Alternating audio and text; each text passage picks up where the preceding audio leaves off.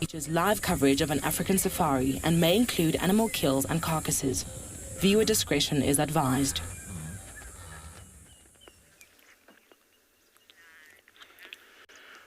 Jumbo Jumbo and hello everybody. A very warm welcome to a sunrise drive. We are in the Masai Mara of Kenya with a pride of lions having breakfast.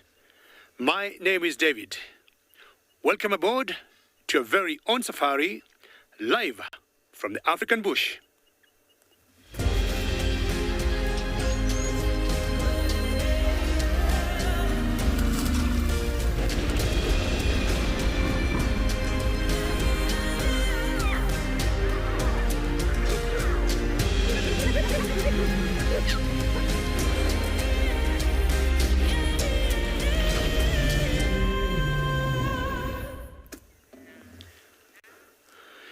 This is a very good start for our morning drive from the Masai Mara, and I got two females here that are feeding, and these are from the Olololo Pride in the Masai Mara.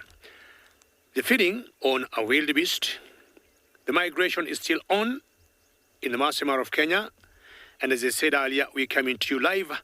So please talk to us, send us questions or comments, and you can do that to hashtag World Earth on Twitter or at FC in the comment section of the YouTube chat channels.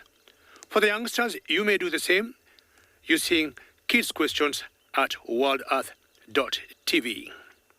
Another cold morning here in the Masai Mara of 17 degrees Celsius or 62 degrees Fahrenheit. And one more time, jumbo everybody, my name is David. Behind the camera today is Bungay.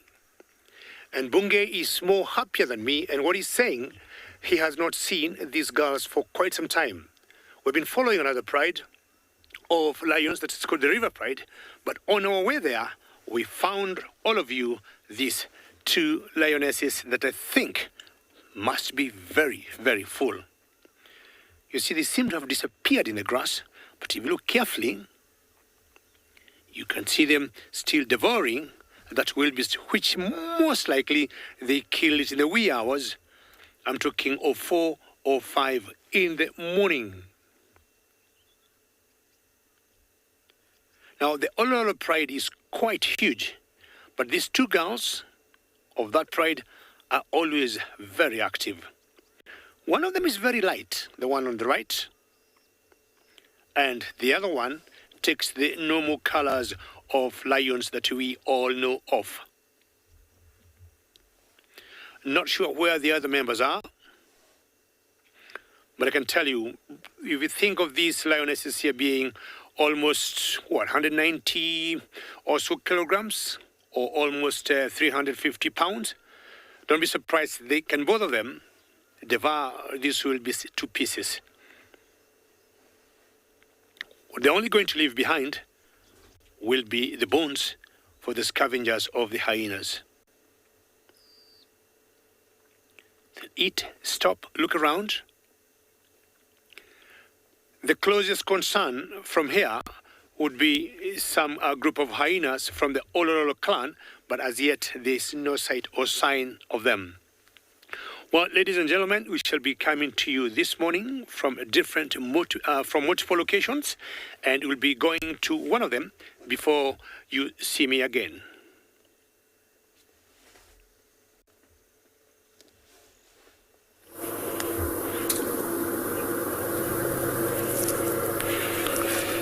Look what we have here. It's one of my favorite animal, an elephant. Such a beautiful animal to see this morning, just having its morning snack. Good morning, ladies and gentlemen. My name is Norman Chauke.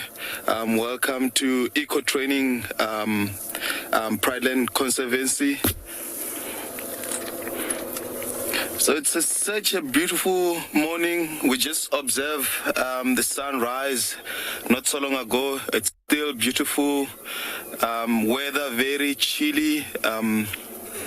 This animal busy having its morning snack. I like how they use their trunk to cut down like branches so they can munch on them. If you have a look on the tree that is busy feeding on, it's one of the giraffe favorite. It's a knobthorn. You can see some knobs.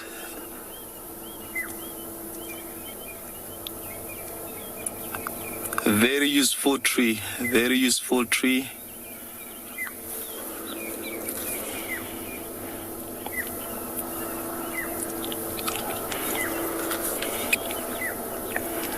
It's a beautiful, beautiful morning.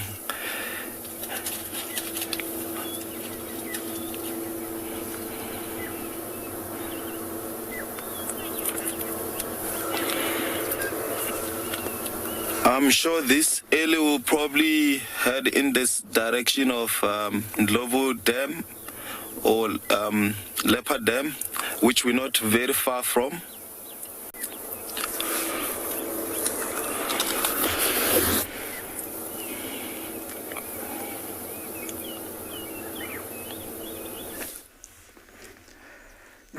Greetings everyone, and welcome to the Masai Mara of Kenya. We have a male lioness walking by up in the distance. My name is Tim, and behind the camera we have Big James. Now look at how beautiful this is to wake up to lions in the morning. Now that lioness is on a mission. We have wildebeest and zebras over in the distance, and I can see a hyena. So the hyena definitely knows that she wants to hunt.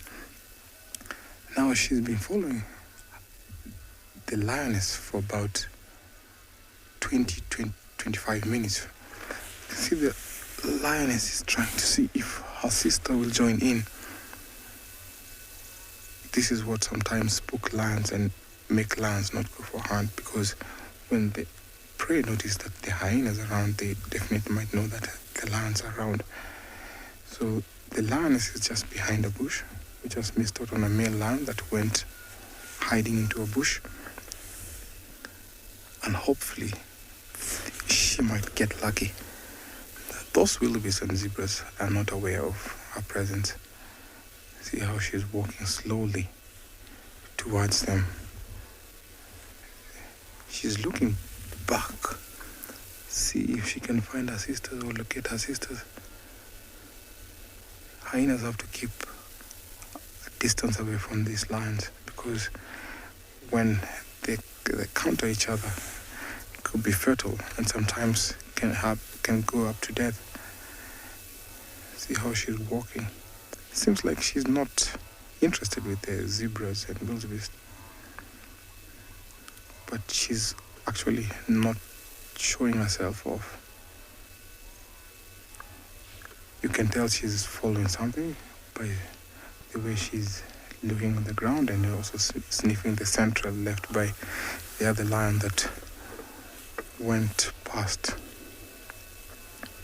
See how well she blends in. You can't really tell that there's a lioness there.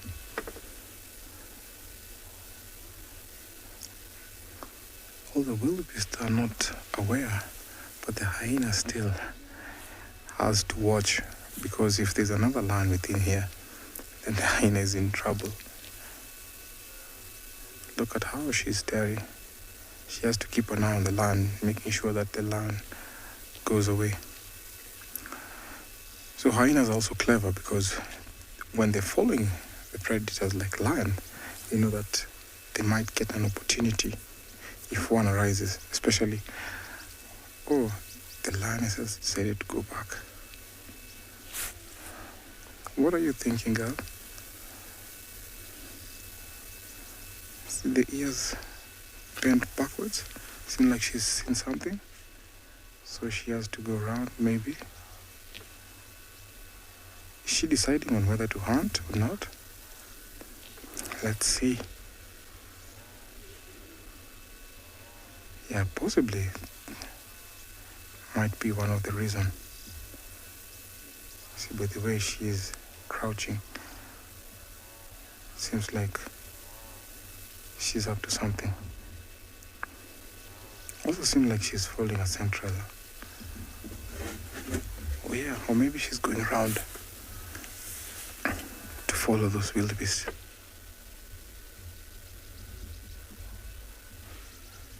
It will be so exciting to see and watch what she will do. So as we wait here, I'm just gonna drive a little bit to the side and see if she decides to go on. Oh yeah, she's running a little bit.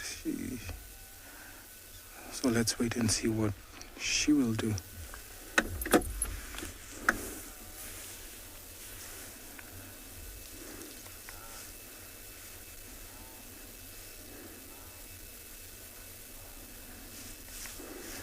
Konya ameogopa.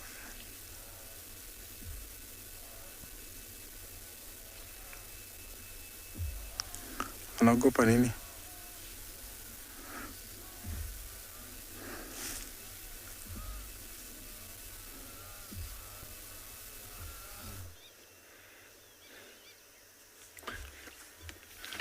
Well, anything would happen when you see lions moving about. But at least the parade of lions they got here, they did the job last night or early this morning, and they got their trophy of a wildebeest. Now, look at them. One of them has changed position and has stood up. And what she's doing, I think it was very uncomfortable for her maybe to eat while lying down or seated down. If you look carefully on the dark one, she got a collar on her neck. And this is for the research scientists or for the researchers to be able to collect some important data on these lionesses. Look at that pose. Beautiful golden light coming through them. And what they're looking at are some more wildebeest. And I have seen lions which have hunted full, and then if an opportunity avails itself and they see another prey, they very quickly bring it down.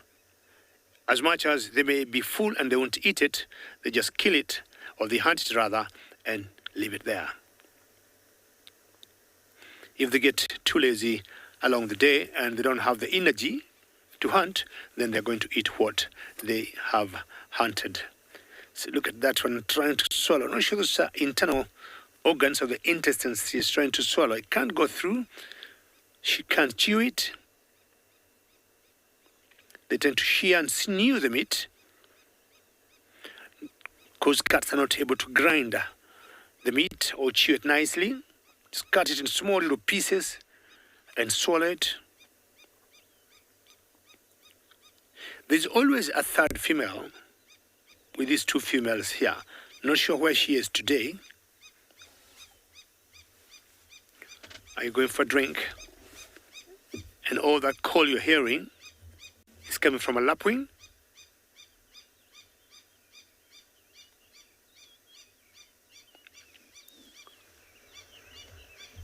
And those are alarm calls. And what's happening, not very far from these lions here, or lionesses, we got some jackals.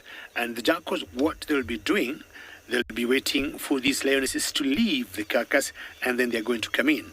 But as they wait, they usually bump into eggs or chicks of those lapwings, and they eat them. So these lapwings will normally try to intimidate them so that they can leave.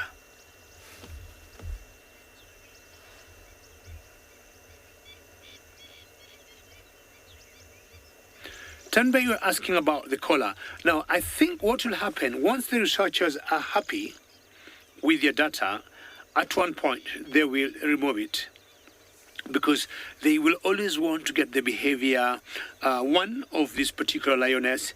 To me, I think in this particular pride she belongs to, called the Ololo pride, she should be the lead female, or she's more like the matriarch.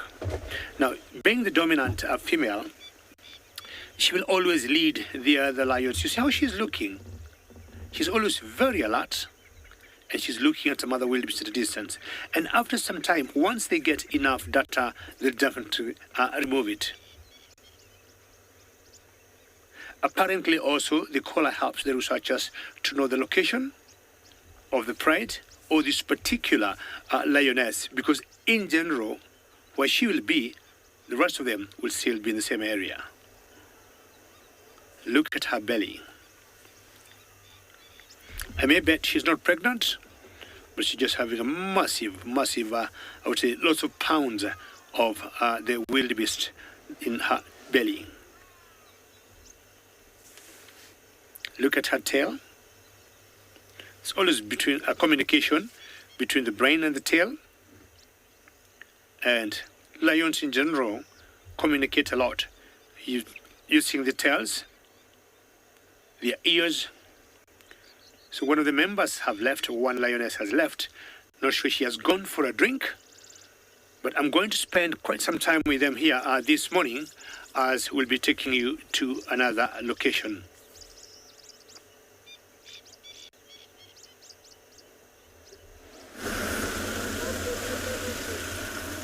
It seems like a lioness activity or lioness morning. Back to our lioness here. She has exposed herself, so there's no way she's going to hunt this wildebeest. When predators are seen, they abandon the hunt, or they just ignore. So at this moment, she's been walking, following them. I think the reason why she came back, there's lots of hyenas where she was headed, and then she came back. So these lionesses cannot cross the path of a lot of hyenas, especially when there's more than 10.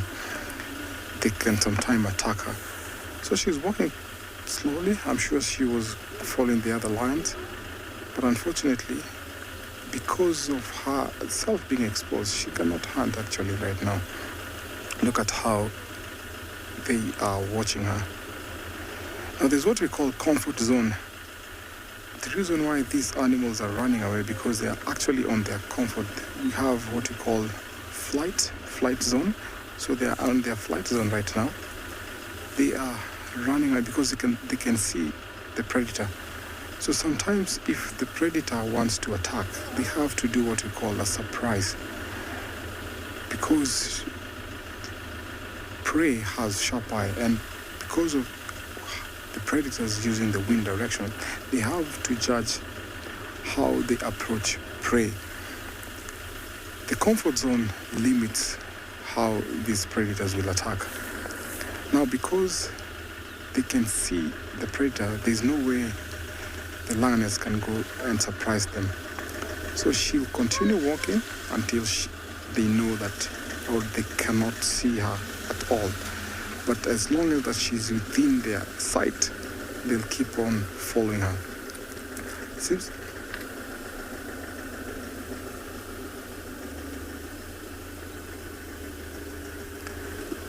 Dene, thank you for your comment. She definitely looks like she's on a mission. Yes. Unfortunately for her, she's exposed herself. Look at how these wildebeest are running. Lions are also so fast, but to surprise a prey that is not unaware of your presence, that's the only way she can be lucky. But sometimes, when they're running away like this, there's some that can trample each other and fall down, or maybe end up in a hole, and that is what she can get an advantage of. Actually, by looking at them, she might isolate the very young, or the lame, or the sick, and those are the ones that might fall prey.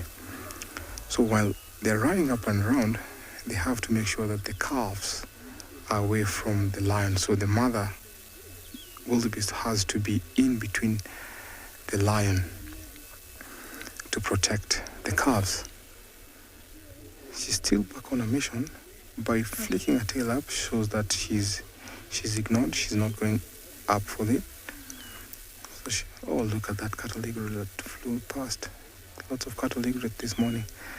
They're flying in to join the herds, because when the herds are grazing, the insects that are disturbed, these cattle egrets get an advantage and eat those insects. Now our lioness seems like she has to wait for another time or maybe another day. While walking like this, they pick up scent trails left by other lions. And if the lions are from her pride, she'll definitely follow them and join them. Seems like a big of commotion going out there. They're not sure where they want to go. See that young one, how fast they can be. Now a baby wildebeest after birth, for about 4 minutes after birth, they can outrun a predator. So imagine if that young calf can outrun a predator just a few minutes after birth, how about now? So still gonna wait here and see what she will do.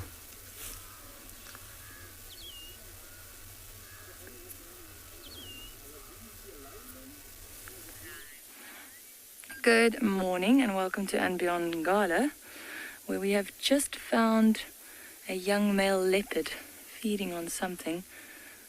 He's chosen quite a good spot there. He's well hidden, but at least you can see him through the bushes. My name is Marna, and with me behind the camera is Gert. So some of the rangers found him in this area yesterday, so we came back this morning. We were looking for tracks and signs of him, and then Gert was actually sitting on the vehicle whilst I was walking, and he heard something feeding in the bushes just beside us, and we looped around and we found him feeding here. Now, we haven't been able to... Quick link to the Masai Mara.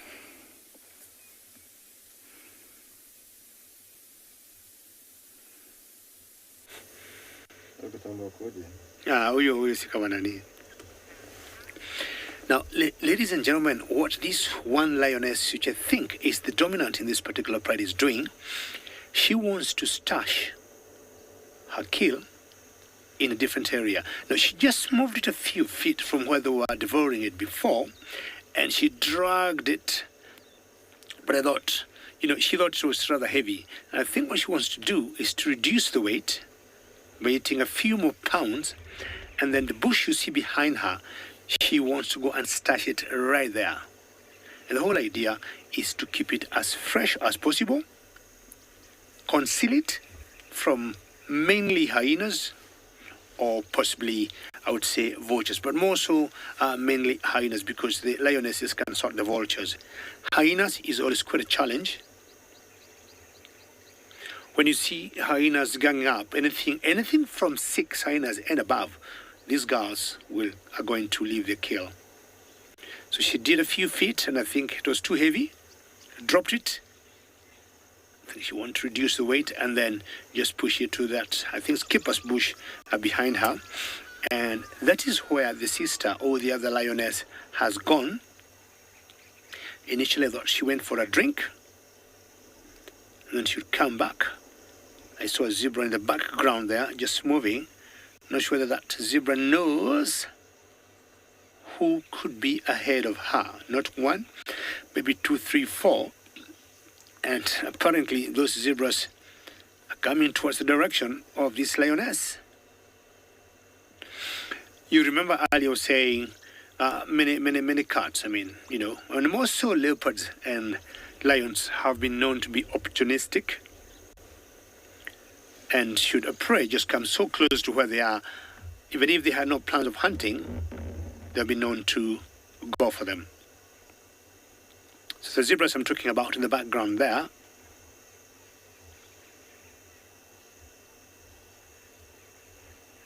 it's quite a nice open space. Should these lionesses just crouch in that grass, those zebras will not see them. Early morning risers, ballooners also in the air. And hopefully, if their balloon will take that path close to those lionesses, they'll have the chance to see them. Well, I'm still going to remain here with them as we take you to another location.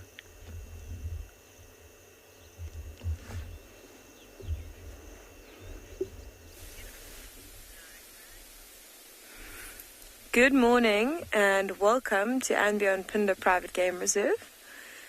As you can see, we have found some beautiful rhino this morning, a mother with her calf. It's a stunning day here, nice and sunny, not much of a breeze in the air. My name is Kim, and behind the camera we have Craig, and we will be with you this morning. So we've actually been looking for some lion or some cheetah, but we were lucky enough to come across this mother and her calf. Now, just based on the size of the calf, if you look, it's just below the top of her sort of back hip. I mean, just below, the top of her back hip. And then if you look at the horn,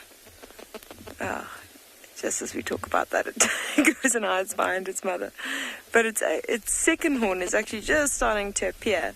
It's got a tiny little bump there, and that generally happens when they're about a year old. So this one is probably just a bit less than a year, around a year old. You can see that fork-tailed drongo that's just gone into the tree behind it, or in front of it, and there it flies. And what that very clever bird is doing is it's following these rhino as they walk through the grass, because they're scaring up a whole lot of insects, mainly grasshoppers, and it's hoping to catch them as they disturb the grass. There's the calf as it goes off. Maybe we can see that little bump of a horn.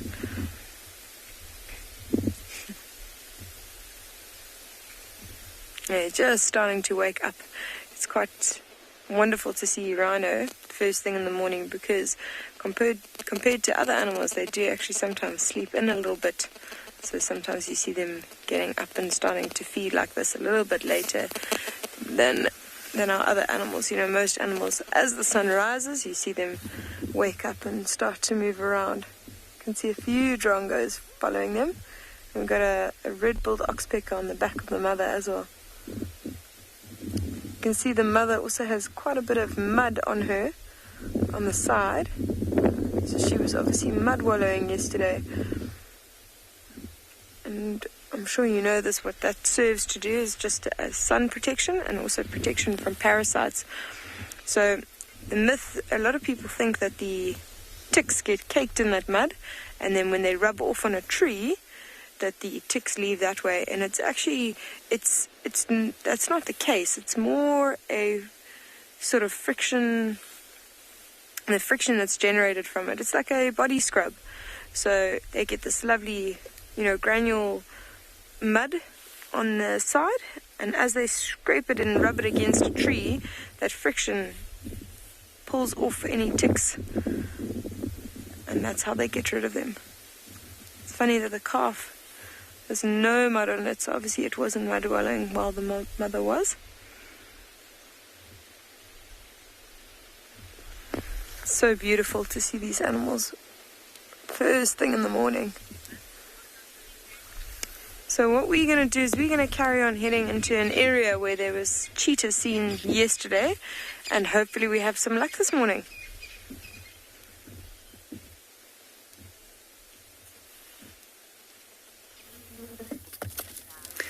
Good morning and welcome to this end of the sunrise safari. I nearly made a very loud noise there, and then I remembered that it's not a good idea to make a very loud noise when you are in the presence of the world's largest land mammal, that being the elephant. My name is James Henry. Chris, come in. Hello. We've got Niels on camera today. Let's see your thumbnails. There it is. Marvellous. And we've got a lovely herd of elephants here at Djuma Private Game Reserve in the Lowveld of South Africa, roughly 400 metres above sea level. The relevance of that, of course, is that it affects the temperature of the area very much, and we're into that really kind of expectant time before the rains, when everything looks dry and desiccated and the heat is very extreme in the midday. And how on earth an elephant can derive nutrition from the Dicastacus cinerea bushes that they're eating now, well, it's a marvel of biology. They're eating sickle bush, which they quite favour, and in fact, when you don't have elephants, the sickle bush tends to take over.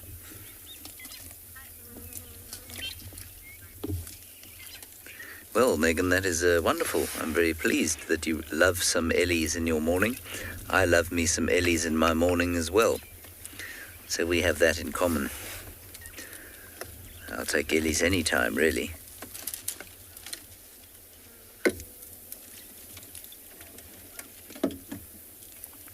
Everything is pretty quiet out here. In terms of predators, I did check the hyena den a little bit earlier. There were no hyenas there.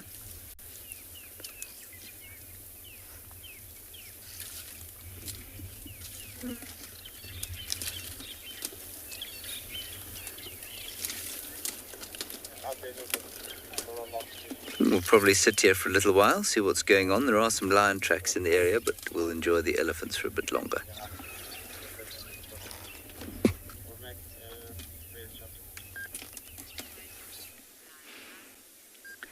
So we've managed to get a slightly better view of him. He finished whatever it was he had back there and walked over to a large tree and picked up another piece of this carcass. Now, by looking at that leg that he's chewing on, I saw the little hoof at the end and the colour of the fur that was still left there. And it looks like it could have been a duiker antelope. Now, when he walked over to this spot, it didn't look like his belly was that full, so I'm almost thinking he could have stolen this piece of duiker. Here you can see it's almost like a greyish brown fur if you look on the leg that he's chewing on, just on the left-hand side there.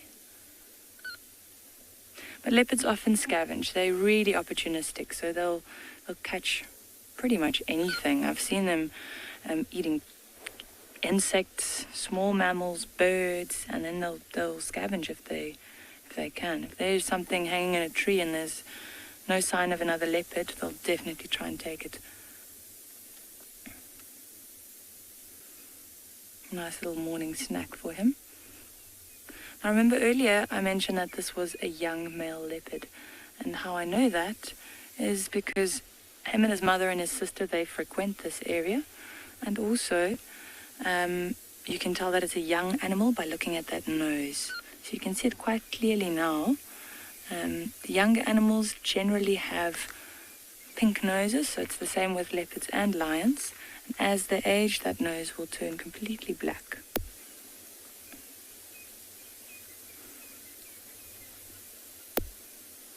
Then also we look at the spot pattern.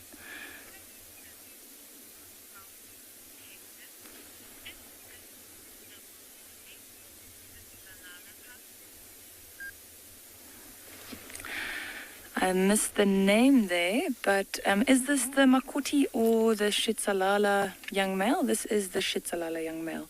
So if we have a close look there, you'll notice that he's got 3 spots on the one side and then 3 spots on the other side as well, both left and right, just above where the whiskers start. And the Makoti male is slightly older compared to this male. But he's growing really, really quickly. Compared to his sister, he is much larger. I haven't seen his sister in quite some time though.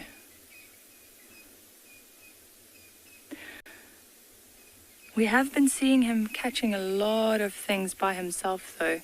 So maybe a week ago when they had him, one of the rangers saw him catching a genet, which is quite something. You can hear him crushing the bone there.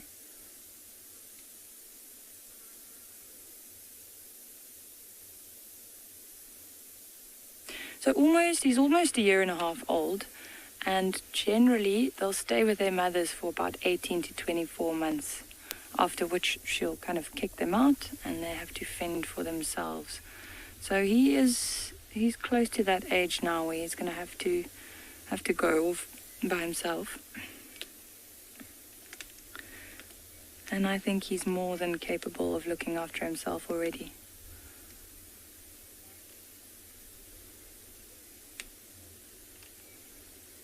What a beautiful cat.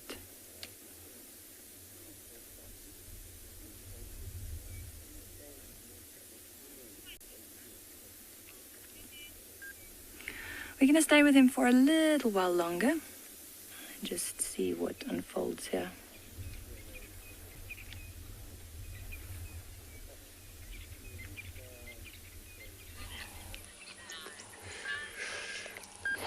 Good morning, everybody. Good morning. Here at Tswalu Kalahari Game Reserve, we're now sitting with this herd of buffaloes, showing very much of a happiness since the light is already up for them, and looks like this is how they're going to be mobile around here for a feed. And I'm Andrew on camera. It's BK. So we're lucky with finding these buffaloes just across the road for us, it's very good just to see how they do it. And it looks like a whole bunch of them, and many of them already did that.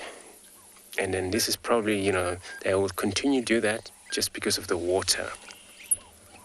So this has happened sometimes. We're almost in the end of the herd, where it could happen that those weaker cannot keep up with the herd. They would have a security bunch of males, which he will stuck with them at the back for safety. And already, as you can see, these are already far from us, already far from the road. But they always, so many of them like this, they need a little water daily basis, which means they will visit a few water hole, drink. But as they occupy water hole, if it's not good enough or not big enough, more likely that water hole going to be mud immediately. So they need to move, find another water, since there's so many of them, just to make sure everybody has a good drink. Well, this is so far from where we're actually on the west, Zimbabwe right now, and it's far from where we left the bride yesterday, and nobody find them this morning. And to me, it looked like they're going to head south. I think that's what also the guy says, that the track's leading south. And I doubt they actually reach this far close to this buffalo around here. And, I'm going to slowly move forward, probably see more of them there. And just to see how they finally cross all of them. It'll be really cool. A herd like this, still very good that the grass is still available for them. But for them to eat grass is very dry, and they need to feed also, but dilute with water, since the grass is not green really yet. So I'm just going to take another moment here. If they cross, then we're just going to leave them.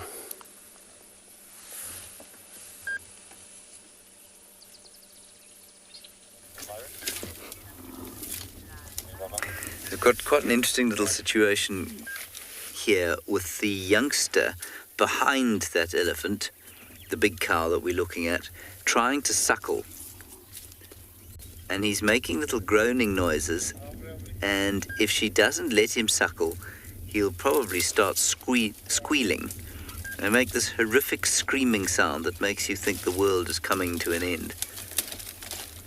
I think he's managed to latch on now. No, he hasn't. He's getting a bit big to be suckling.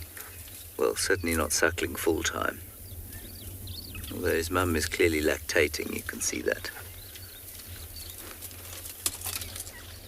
Just give him a second. There we go. His mother is triple tasking. She's having a dump, trying to tug off a piece of Dicrostachys and feeding her baby at the same time. It's most impressive.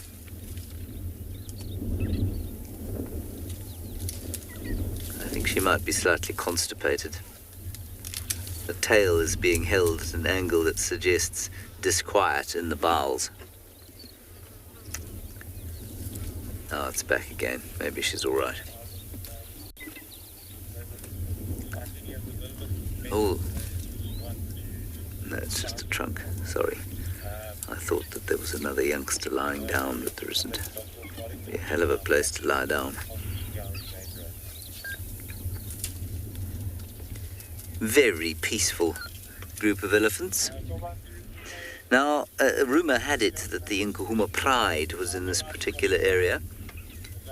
Rumour being spread by their tracks on the road.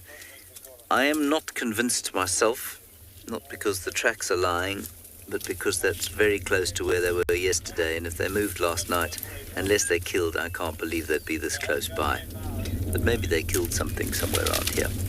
We shall have a look a little bit later, once we have satisfied or satiated our need for elephants. Stiff northwest wind coming up. And I don't know how many of you were watching this time last year, but I said that I thought it was very windy in comparison with years previously this time last year. And weather recorders and weather stations indicated that that was in fact the case, that it was getting windier here. That's what started to happen at this time of the year, is that once the sun comes up, the wind starts to pump.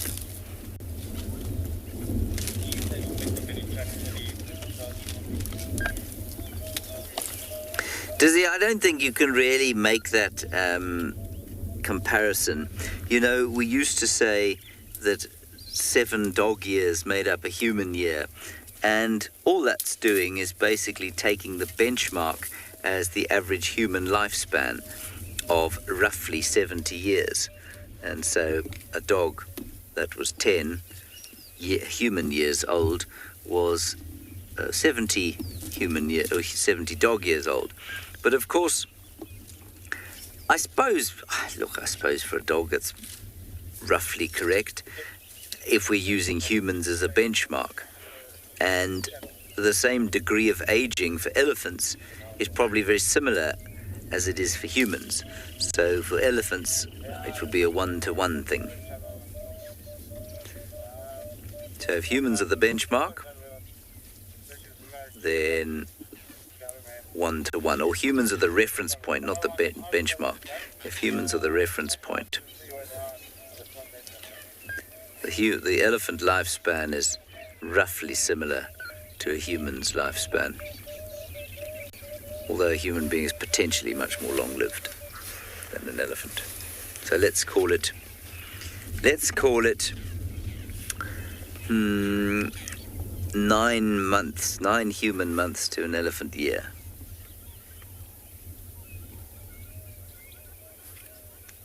And they have now very neatly ended our sighting by walking off into the sticks, and we shall continue on to see if we can find the Nkuhuma pride. Until then, bye-bye.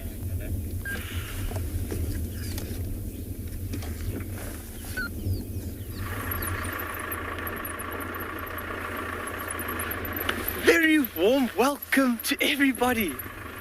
Nice chilly morning that we've got here, 9 degrees Celsius, 49 degrees Fahrenheit.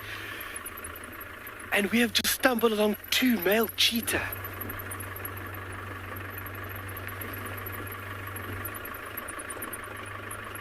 We're just going to sneak past this bush to get a nice view of these 2 males.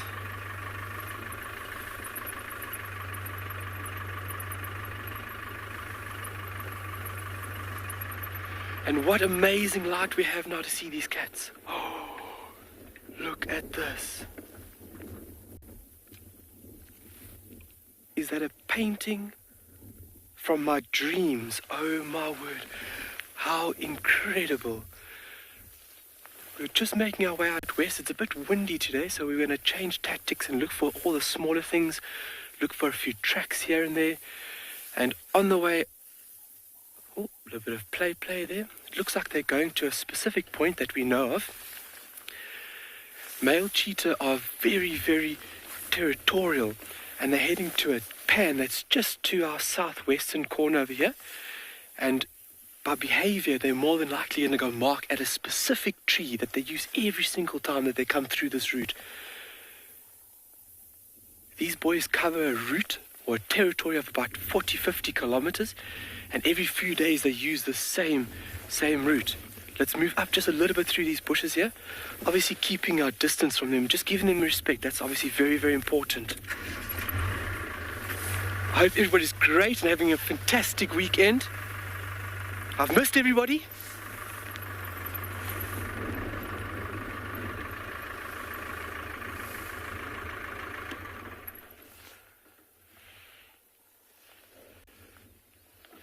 A question there, are they hunting?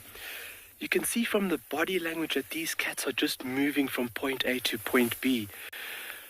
If these animals were hunting, their body posture would be it would be very different. They would be low. They would be trying to be remaining concealed behind bushes.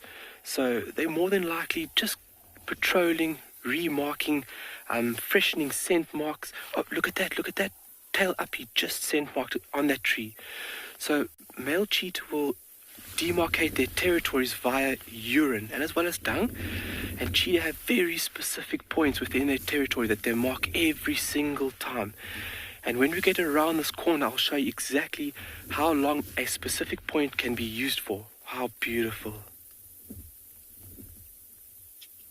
All right, so what we're going to do is we're just going to sneak around these bushes. We're going to end up on another road, and then we're going to end up at this dam. Hopefully they go there for a drink. So everybody's hold on. How beautiful is the light? Oh my word.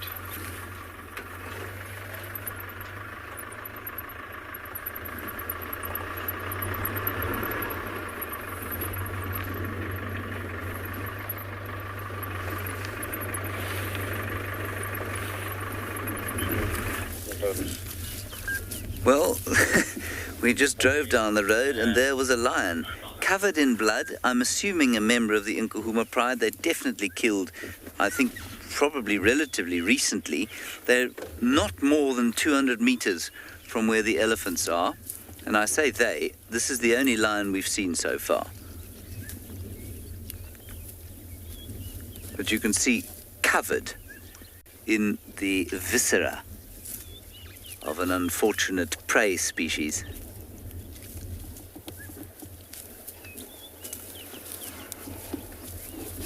There was obviously a big fight. Now, whether she's looking for the rest of the pride, I don't know, but I think we'll just follow her rather than try to second guess her.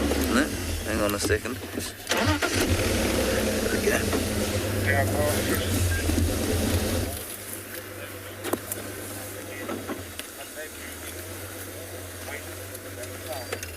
She looks to me like she's heading towards the water at Twin Dams. But you can see that she's unsure.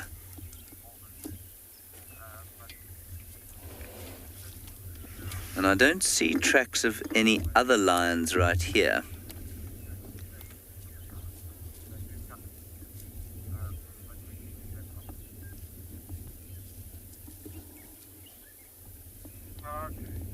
can just hear her going.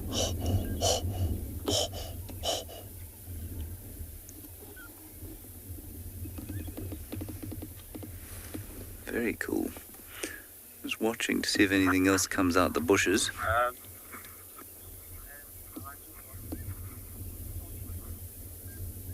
This is quite strange. Simply because she's obviously been at a kill, and I don't know why she would have left it.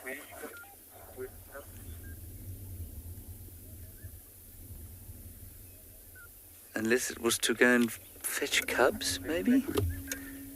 All right, let's follow her. Let's see where she goes.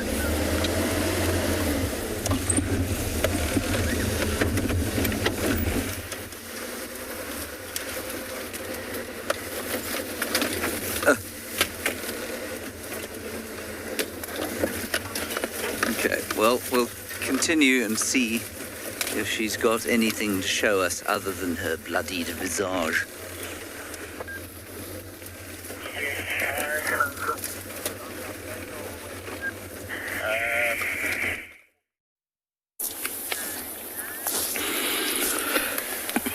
Just an amazing morning we had so far, and right here we have like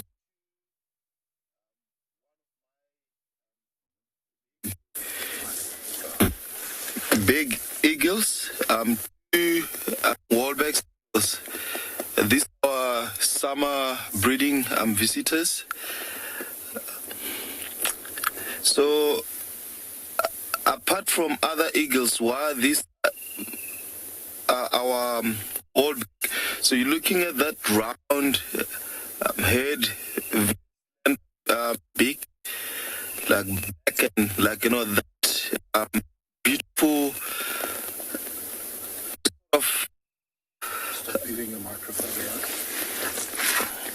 sort of rufous on his head, and each check a little bit like below them, you see this net.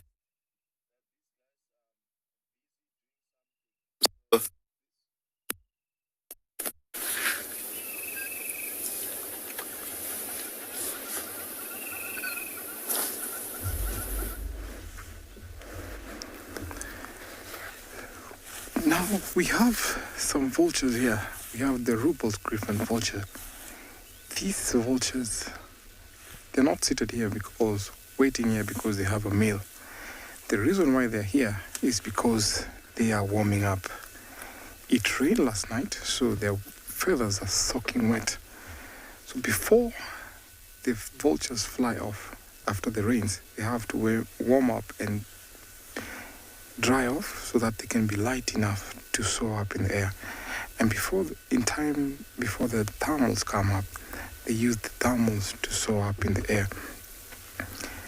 Remember, we're coming to you live, #Wild Earth, and on your YouTube comment section at FC, kids, questions at wildearth.tv.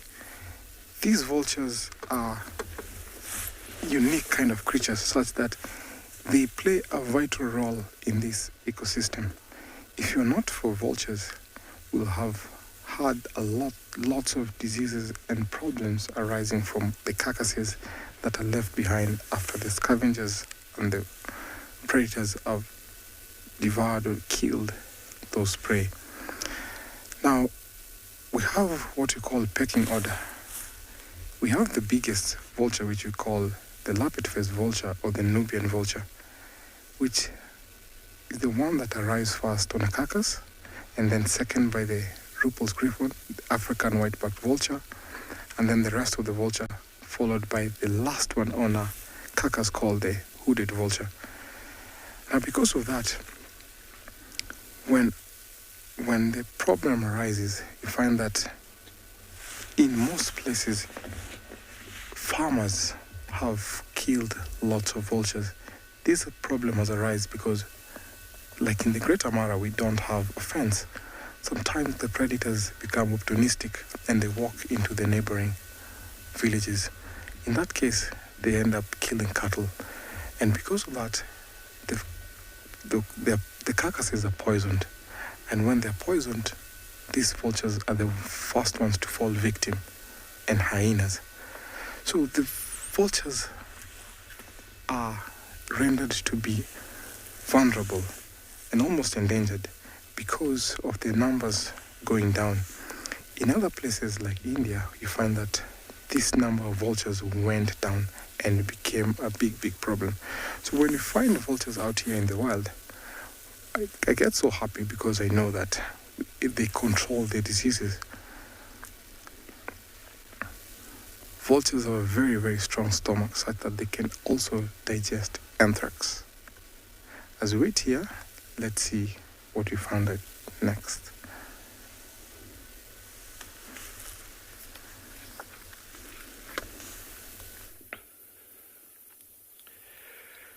What a fantastic morning. How lucky are we? Mother Nature is just unfolding in front of us. These two boys are very active, typical behavior of male cheetah. Males form coalitions, not all the time. You do have males being solitary or adopting a solitary form of life, but you do have these males joining up and forming this very strong bonded relationship with each other for a very long time, their entire lives. You can have 2 up to 4 males forming these strong bonded groups.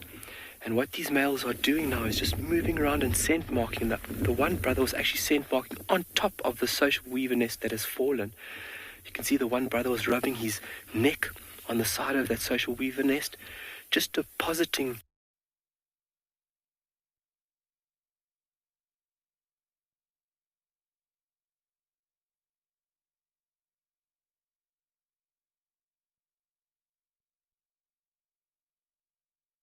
oh gosh.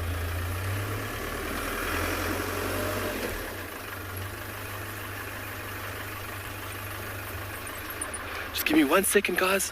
Just want to get ourselves into a better position here. This is incredible.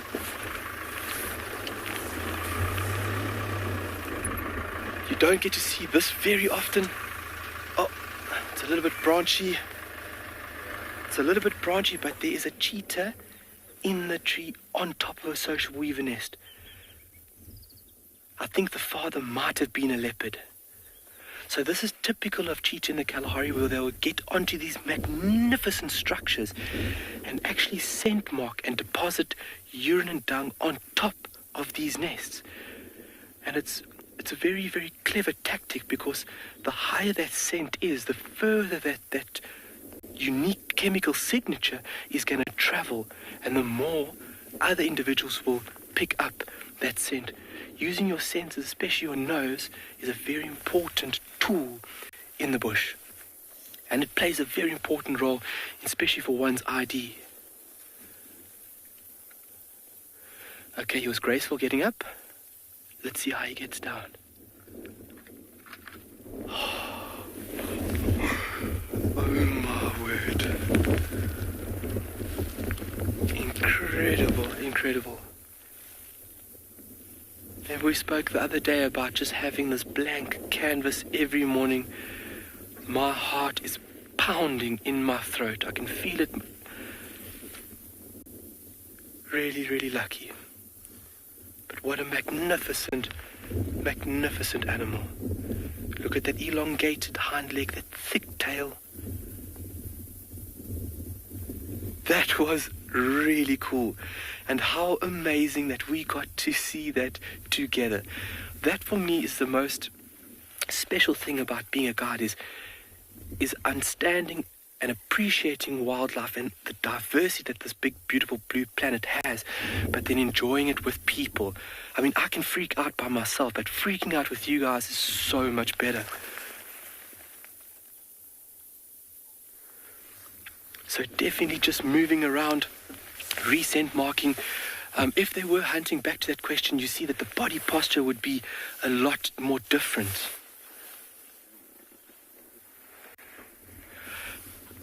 Emily, how often do cheetahs climb trees? Depends if their father was a leopard. I'm only joking.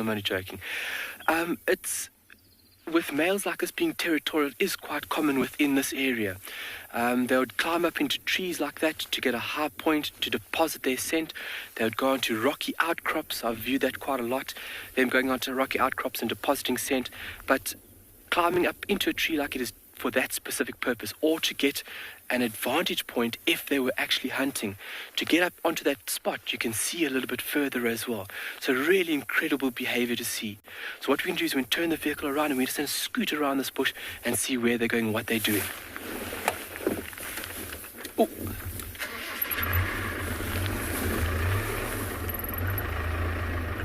But what an amazing sight. David has been asking for that the past few days. When are we going to see these cheetah on top of a nest? And that had happened.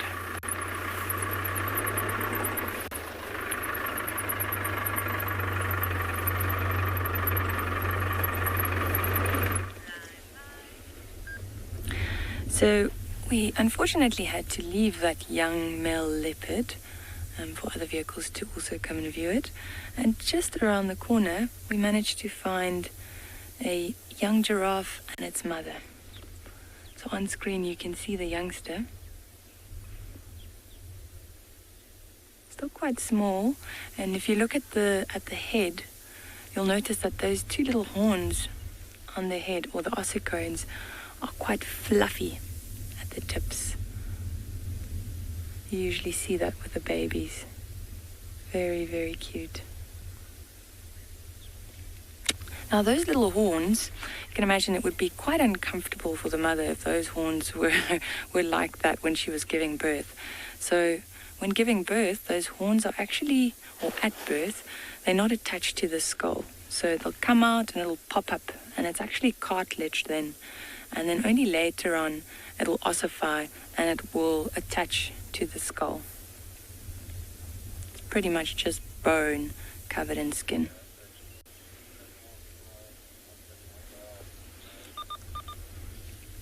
If we go over to the left here, the mom is just staring at us. She's found a nice knobthorn tree that she started feeding on, but there aren't too many leaves there. Most of these knobthorns only start shooting leaves now, late September, start of October. Look at that.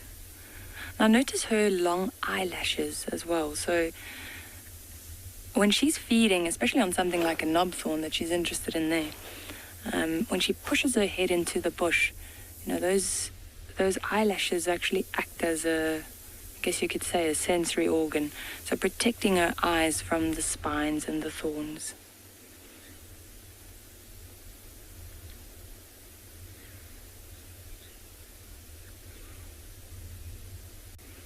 She's really giving us a bit of a stare down here.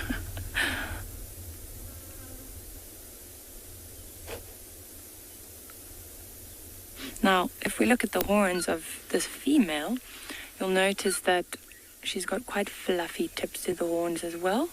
Whereas if it was a male, they lose the hair at the tips of the horns because they fight. Oh, she's moving closer to the tree again. Let's see. You can see there's a little oxpecker on her back. She's actually got quite a few oxpeckers riding on her neck and her back.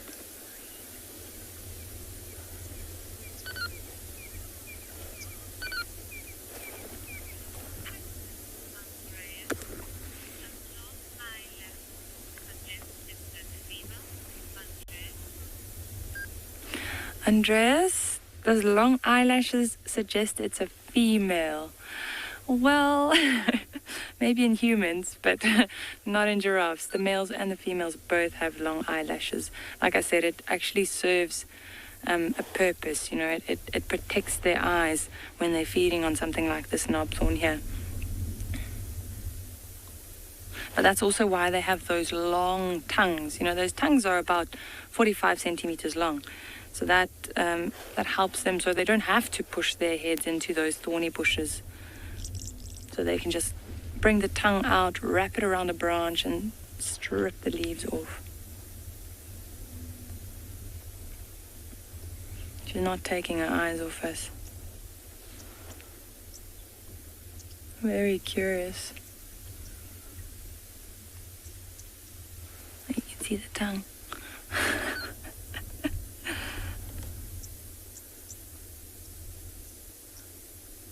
She's not too sure what to make of us. And giraffes, when they spot predators, you often see them just staring into the distance. A lot of the times we can't see what they're looking at because they're obviously so tall, so they look down into the grass. And we often respond to that. So if we see a giraffe staring somewhere, we'll go have a look. And then sometimes we find predators. And when we're walking around here, the giraffes will do exactly the same thing with us. So they'll stop and they'll just stare at you. And if you disappear behind a bush, then quite often they'll actually follow you. They don't want to lose sight of a predator, so it could potentially surprise them or sneak up on them.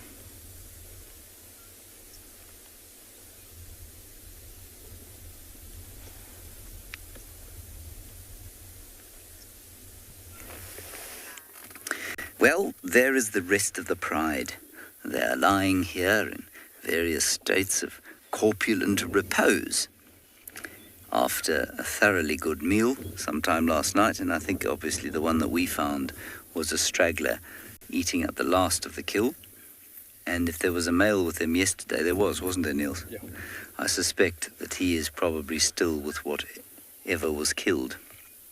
The rest of them have come to have a drink, and I count 15 in all. 1, 2, 3, 4, 5, 6, 7, 8, 9, 10, 11, 12, 13, 14, maybe 15.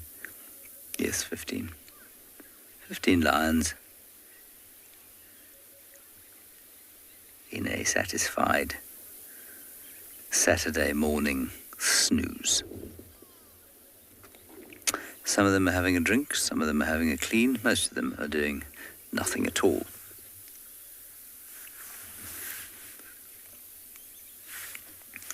And I suspect that's what they will be doing for most of the rest of the day.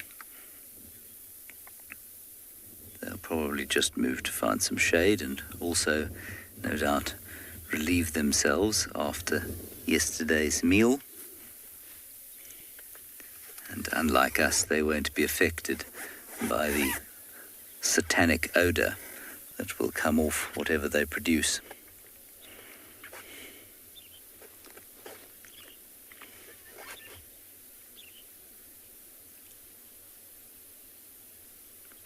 Nice to see them all again. I feel like I'm meeting them for the first time almost.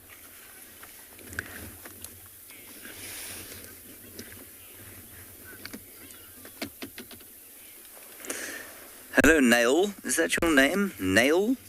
As in... nail?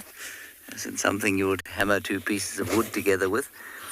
Nail, there is no definite number of males within a pride, except to say, I suppose that the answer is really normally 0.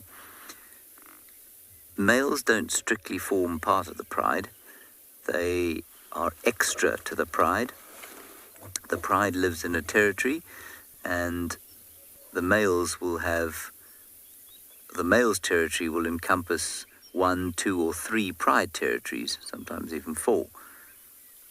And so these chaps are in the domain of the Avoca male coalition, and those Avocas have got 2 prides in their territory, the Nkuhumas and the Talamatis.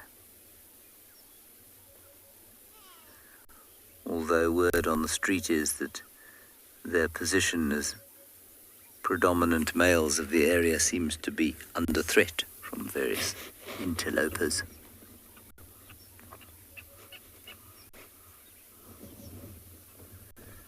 There are a couple of young males in this pride, and in fact one of them with its head up is just starting to get that rather unattractive pubescent bit of fluff around the neck. That one there, Niels, the kind of furthest one straight ahead of us. Keep going left. Left, left, left, left, left, left. There, the furthest one there. There you can just see the beard starting RS Ranger, they don't have to eat more than once a day, but again, it is very much dependent on what they kill. So if they eat a scrub hare, well, then they're going to be hungry again in about 20 seconds. But if they've got a buffalo to eat, then it'll take a while for them to get hungry again. It'll last them a week. And I think, given the amount of blood on their faces, that whatever they killed last night was roughly the size, I would say, of a kudu. They're not very fat, but they're quite full and they're covered in blood. So somewhere between an impala and a kudu, or waterbuck or something like that, I think they're probably devoured. And that'll last them a couple of days. But if something comes past here and they're feeling peckish, they'll try and smash it. Good. Well, this is very satisfying. We'll probably sit here for quite a lot longer and see what they do.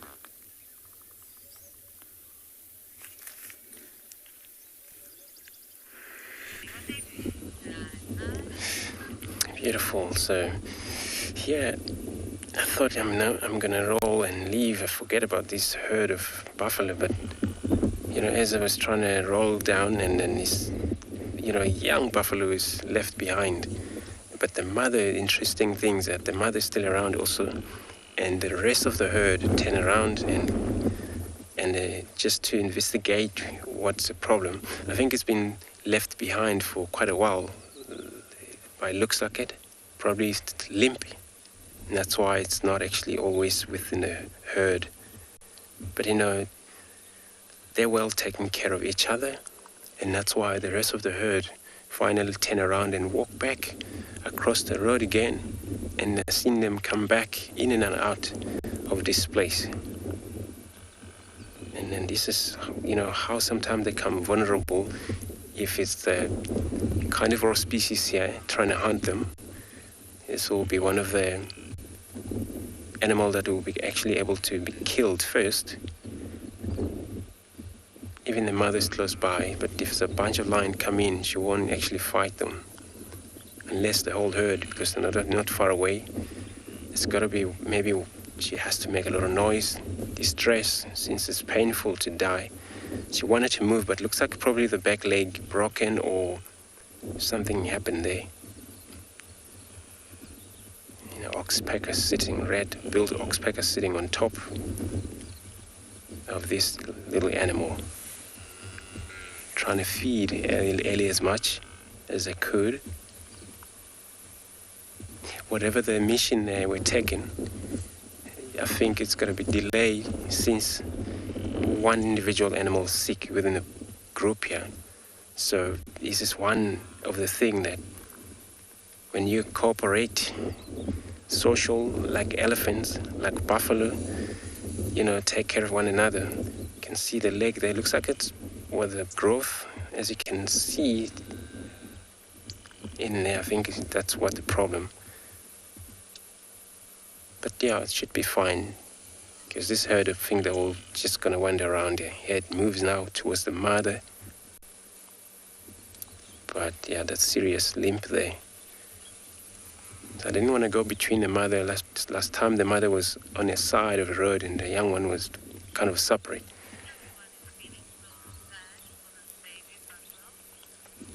True, and I understand it's sad.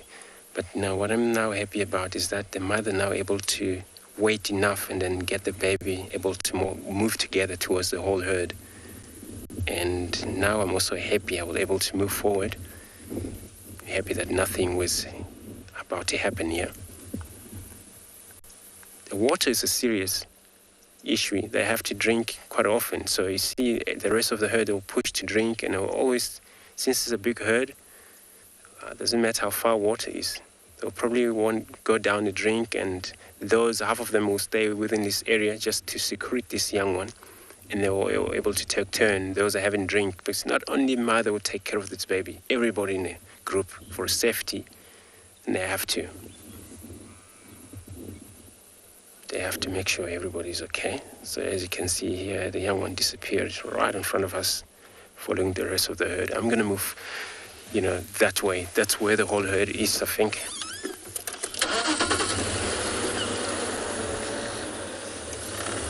Buffalo, they are serious fighter. They can stand, fighting for their rights of survival until they win. So they're not easy animal to die.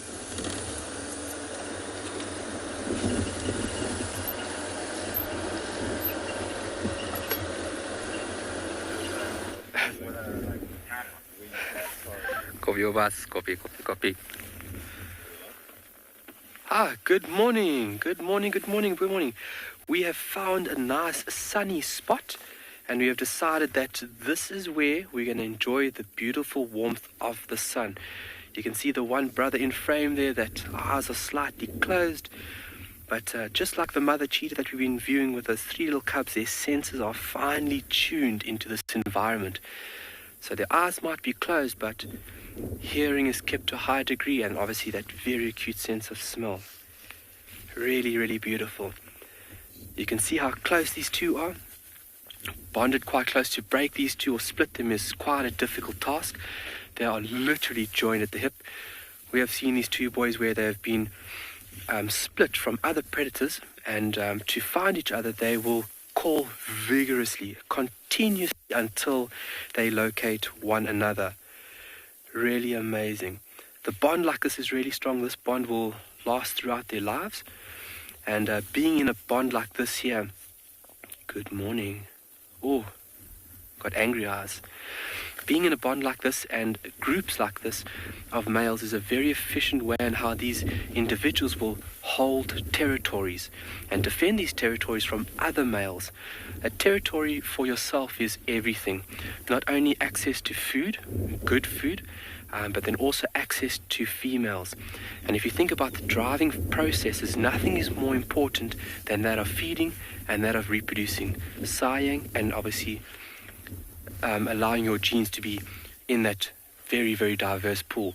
And that's what Tswalu is trying to achieve here with these beautiful animals, is genetic diversity. These animals went through a massive bottleneck way back, and keeping bloodlines apart, is very, very important. So having these two boys here, and obviously all the females that come into this area, is a very important action for the stimulation or the healthy genetics of the pool itself. Very healthy population, and if you look at it worldwide, about 7,500 individuals. So a lot of pressures applied, obviously, from farming. If you take a look at Southern Africa itself, unfortunately, farming, it's a big negative on large carnivores like this. So protected areas are very important to ensure species like this. So at a relaxed position like this, you can see they're keeping a very low profile. And if anything comes to or from the water, that's when these boys will go into action mode. You'll see the body language totally change. Here they are just very relaxed. Very relaxed at this point.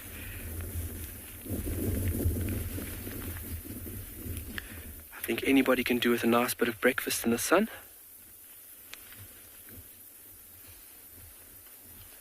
What an amazing sight we are having here. We hope everybody's warm. We've got about 9 degrees here, 49 degrees Celsius, so fairly chilly. I'm not one for the cold. I'm a summer boy through and through.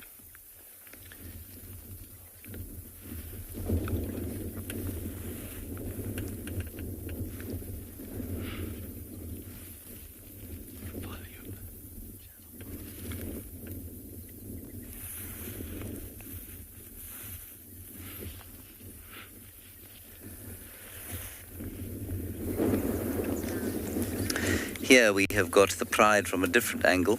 We've got more stable signal where we are now. Ideally you want to be as low down as you can be, but low down here means 0 signal. And as you can hear, no doubt, the wind is coming up. It's always a little bit stronger when you're near the water for some reason. I'm sure that the physics behind that is understandable, but I don't know what it is.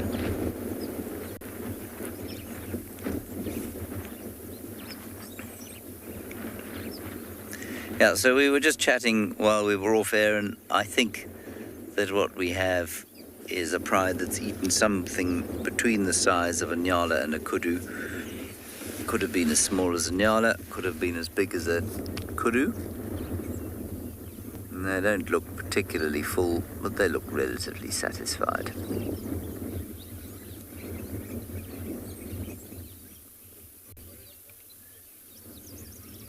Now, I don't know how many male cubs there are anymore. I don't know how many females. Well, it would be a simple matter of subtracting one from the other, wouldn't it? If I knew how many males there were. I don't even know how to identify the lionesses in this pride anymore because, well, they're just haven't been around for so long. But I've seen at least 4 young males, and I'll try and pick them out for you. There's one you're looking at now, and then if you look to the right of that, there's a bigger one under the bush. That chap there, yeah, it's him. And then there's one closest to us as well, is a male. And we know that from the fact that, well, he's got some equipment behind his tail. And I've seen another one in the same state as that. So that's 4. And then the other male we saw with a slightly scraggly beard, or very scraggly beard. So that's 5. So we've got 5 or 6 young males in this pride. And if they all leave at the same time, gosh, terrifying coalition they'll be.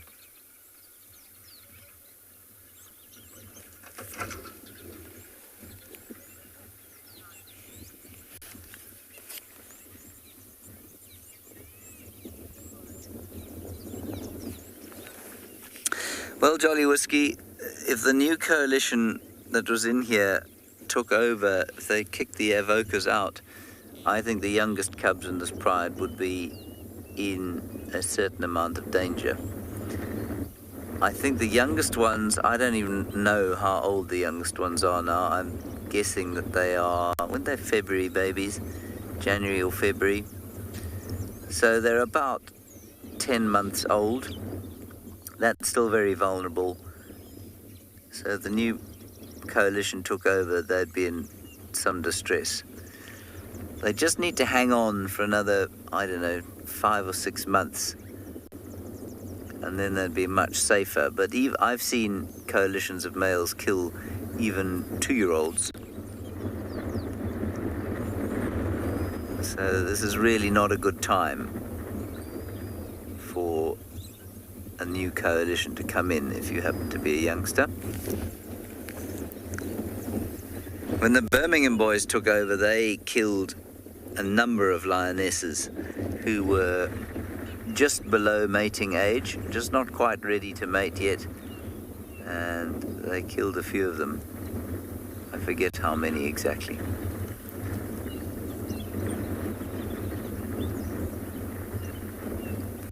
The evokers just wandered in here. They didn't kill anything. Wandered in here, took over the territory by default, made babies. Hopefully they'll be able to hold on to it for a bit longer, simply for the sake of these cubs, not necessarily for the sake of the evokers.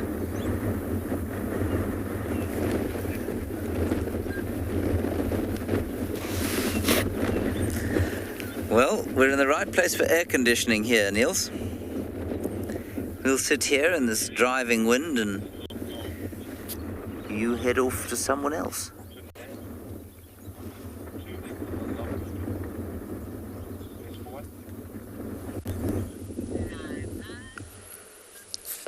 Beautiful. So we have to leave the herd of buffaloes, come down to one of these span here.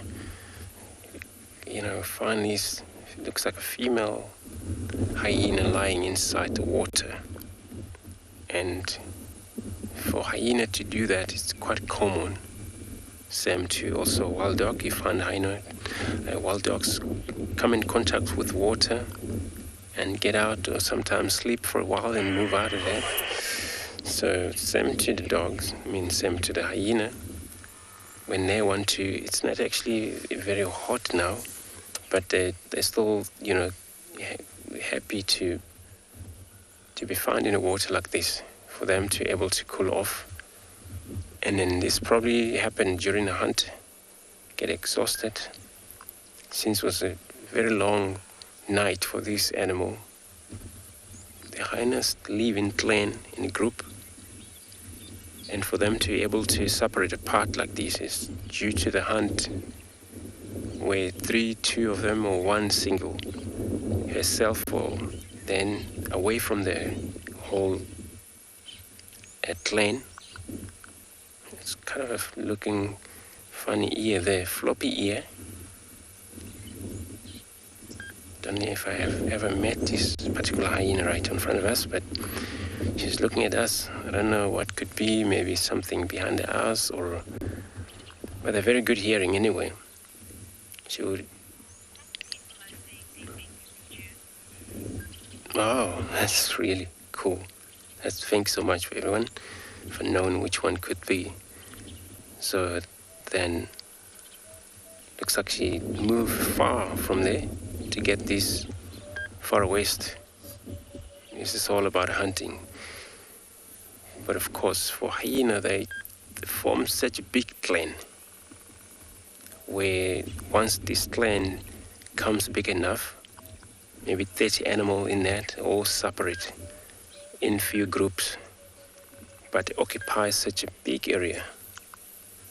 And so that they don't really have to be together for all the time. Remember, the females are the only one occupy the mound for a denning, and also taking care of their young one. And most of the time, no males allowed close by. If it does happen, then you'll see they're not happy with that. And the male always has to step aside or move far from that den. And they only meet up there when they forage, hunt, help each other, able to corner it whatever they can. Weak animals, they go for in some area where there's a lot of bunch of hyena.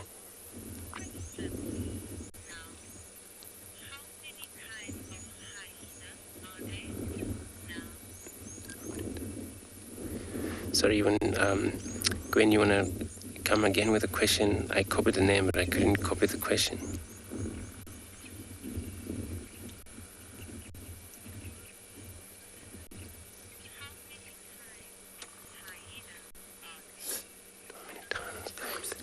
Oh, well, sorry. Thank you very much. Welcome to the show. So, I finally copied your questions. So you want to know how many types of hyenas are in this area. So we're in a Greater Kruger National Park, Western Sector, which is sub-cent. Here we only have a lot of time, this type of hyena, which is a spotted hyena we're looking at right now. They're the one that we often find. I never seen either wolf or brown hyena around here.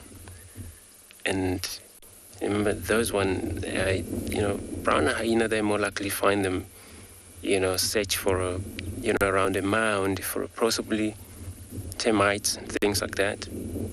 And yeah, that's what they will go around for. But, here we mainly find the spotted hyena. This is the only hyena for us.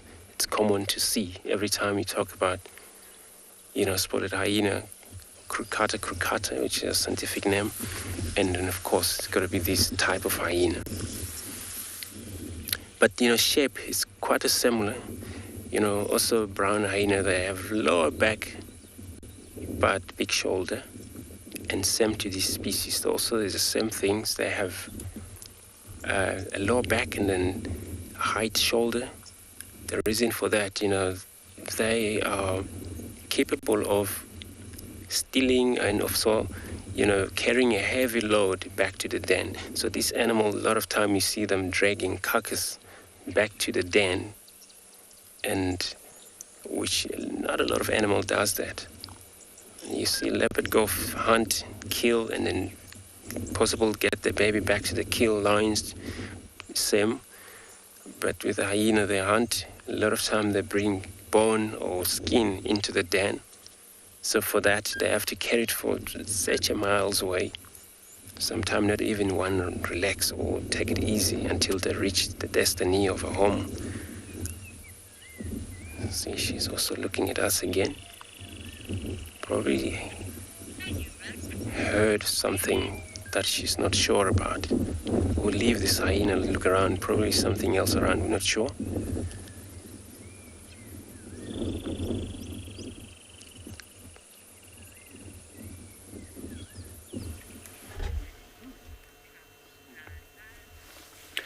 It's interesting to see an interaction of hyenas and elephants, because I'm not sure whether the hyenas understand elephants or elephants understand hyenas. And like the hyena with Andrew, I remember seeing the North clan that we have here in the Mara Triangle that were trying to hunt a baby elephant. And for the first time, I saw a male coming in to help the females deal with the hyenas. Got a very huge bull here, and I'm just admiring how he's pulling grass from the ground. Look at his trunk.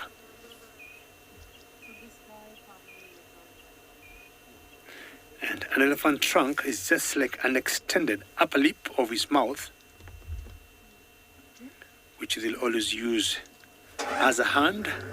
Like the primates would use their hands to grasp, pull things towards their mouth. Turn around the other way, elephant. But actually wanted to see, or what I wanted to see was the trunk more than anything else. I don't want the backside. It's a huge bull. And bulls will always be on their own in general, and especially the very old ones.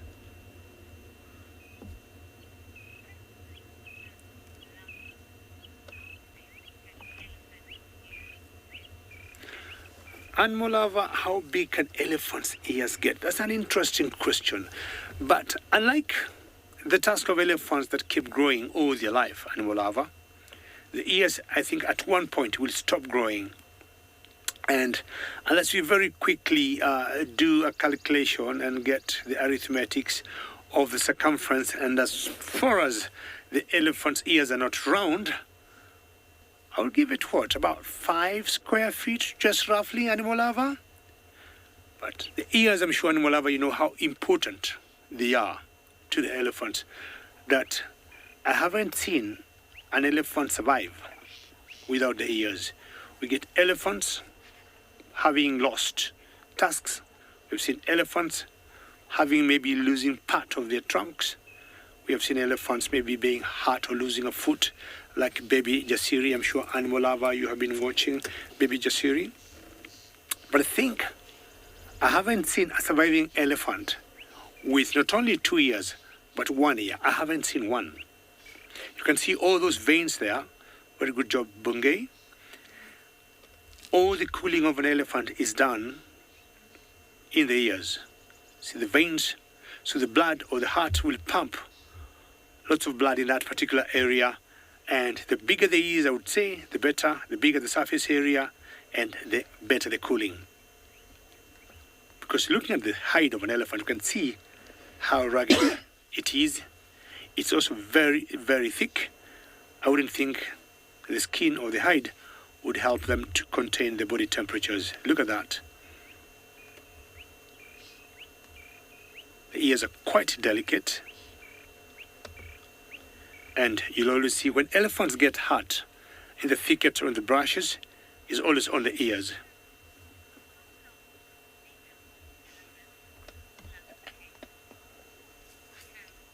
Karen, you're asking the lactation of the cows, of the elephants. In general, they lactate for about 2 years, because at about 8 months, 6 months, the cows will know what to do with their trunks and what to eat. But again, Karen, depending from one individual to another, we have seen also cows that will lactate even for 5, 6, and at times 10 years. But the average is always 2 to 4 years of lactation. Now you look at the tail and you see the hair there, or the fur there. It is very hard. They're just like bristles. They're like wires. Way back, people used to make some bracelets with them, but the bristles there, or the fur that you see there, is like a metal brush. It is very hard. From the village I come from, people used to make fly whisk long time ago from different animals, but I didn't see any from an elephant. I would have been sad today because elephants are my favorite animals, but you'd see so many fly whisks from zebras, wildebeests, but not from the elephants. I mean, they're tough. You don't even want it near you because it can easily hurt you. They're like pieces of thin cables.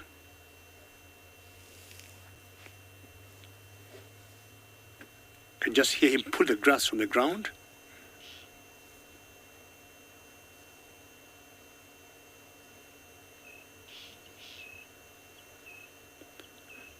And you can't even hear them when they walk. They got very padded feet.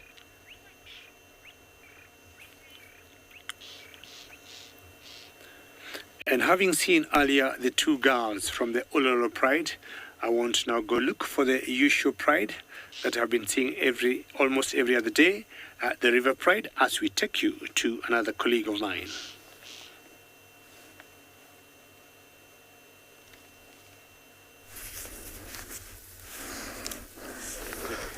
I'll also be keen to find out what happens with the River Pride. Now, back here we have a group of eland. They're grazing softly and walking away. Very shy antelopes. You can see on the outer part, you can see that big guy. Eland bulls, when they age, they tend to be gray in color. So elands are mixed.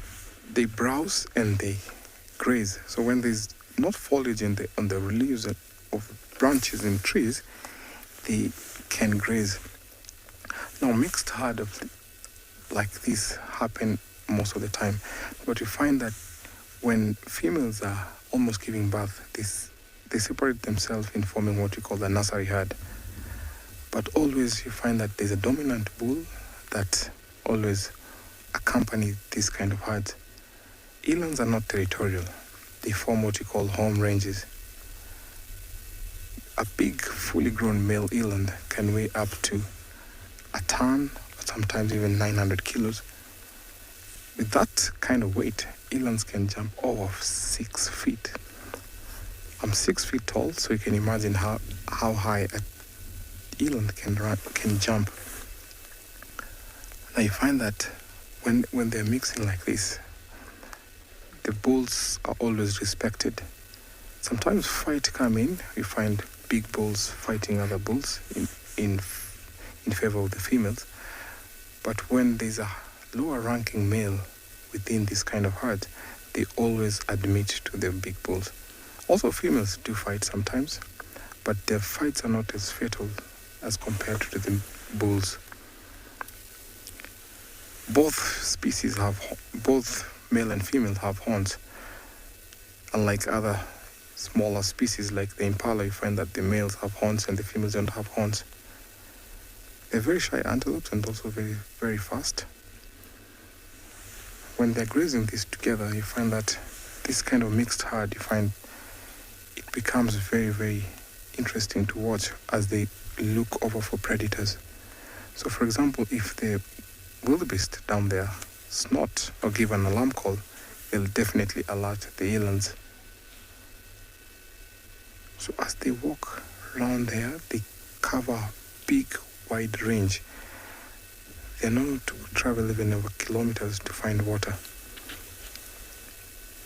I remember when I was growing up, one day I was herding cattle, and then I happened to trample elands. I was so shocked because how high I saw them jumping up. I never knew that they could jump, but later on when I came became a guide, I learned that elands can jump over 6 feet. So nice when you see elands, because you don't always come and see them.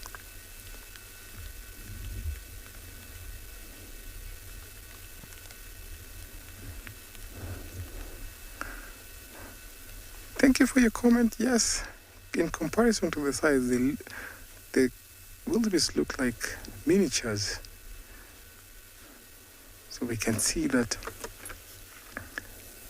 they're walking far because they were close to the vehicle when we stopped here. Because of them being shy, they've decided to walk for safety. Of course, there's safety in numbers, but elands are known to be very shy antelopes. In some farms, you'll find that people farm elands because of how big they can be in terms of when they want to breed them. Look at those wildebeest. They're grazing softly.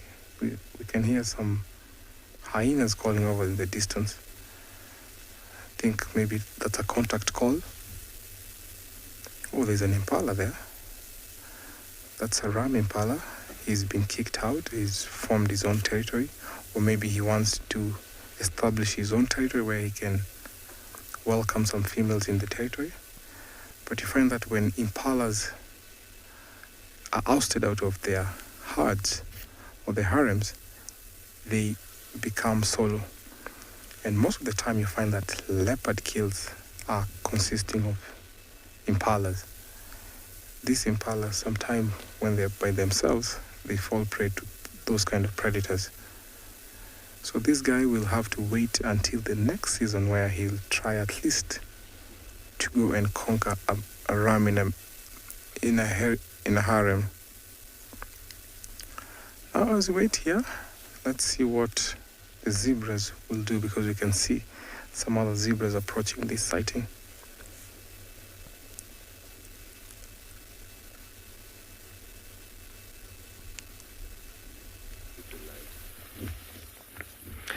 Snuggle weather this is. Look how relaxed they are. I looked back at Dave and asked him if he wanted to snuggle. He just gave me a very, very ugly face, so I'm not going to try. But very relaxed and relaxing within the core part of their territory, these two boys at the moment. With cheetah, their territory can be anywhere from 30 to 80 square kilometers. It's very, very large, and what we saw earlier, using that urine, which is unique to these individuals, would be a very efficient way to deter other males and avoid conflict. We spoke about conflict. These animals don't want to engage in conflict. They want to avoid it at all costs. Females, they've got home ranges, so territories are actively defended. Home ranges, where females would be active, they just roam through these very, very vast areas. And a home range of a female can be 5 times larger than that of a male, and that's also depending on prey availability. So if there's less prey, that territory could be even larger, but if the prey density is quite high, it can be a bit smaller. And these males taking it easy now, they'll more than likely relax here for the next couple of hours, and only late afternoon become mobile. But they definitely enjoying the warmth of the sun, and we've got quite strong winds pushing up from the south. There's quite a big system pushing in from Cape Town, and this is where we're experiencing this cold snap. So when these systems are quite large, we feel the effects here, and you can see the clouds.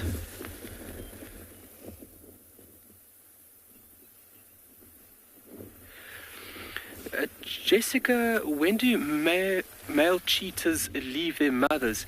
They would leave anywhere around 17 to 18 months. They start independently hunting at about 12 months. 15 months, they really start grasping this invaluable skill. And from there, they'll actually be driven off from the mother at about 18 months. It can vary, give or take, depending where you are. It might slightly vary. It's like, as we've spoken about, it's not written in a book. It's just kind of a rough ballpark. So anywhere from 17 to 18 months, this is where these cheetah will break off. They'll live a nomadic life for the first couple of years until they're big enough and strong enough to actually take over a territory from another individual. The individual could be weak, it could be a single individual, whereas these two boys would be a stronger force to dominate and remove a single individual out of territory. And it's really amazing the bond and how strong this bond is between these two boys. And this would have been from birth, as strong as it is now. I mean, they are laying almost right next to each other. And that's really efficient. You watch my back, I'll watch yours. You can see the one in picture there is just absolutely out, and the brother's still keeping a watchful eye. But how incredible. What a fantastic way to start the morning. Really, really special. If you look at the one on the left, the one that's got his head up, very defining feature. He's got a little mark on his nose. So a little feature that we can use to ID them. Also, when they get a bit older, they get a few scratches and scars. Also a very efficient way to ID different individuals. With Tswalu, we've got a very healthy population of cheetah, over 30. So having these little clues is very important.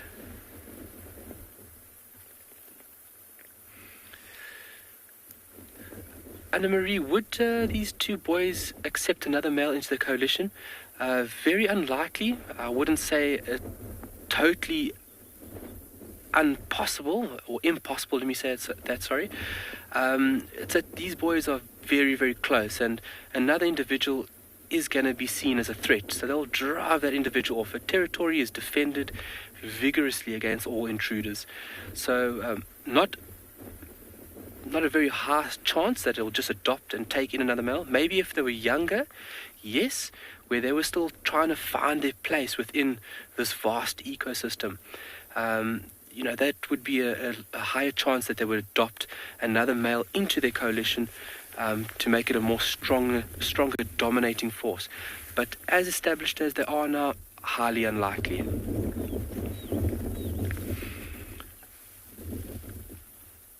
I think they're going to move a little bit.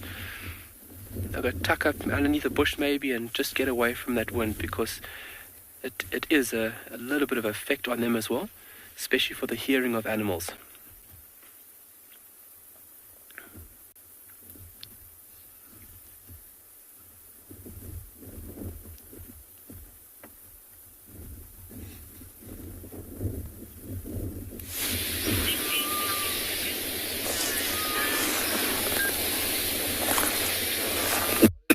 An incredible this hundreds and hundreds of these tiny seed eaters here, the red-billed famous quillias, feeding on grass. One of my favorite bird species, just from how they feed and how they go out, like, in such a big flock.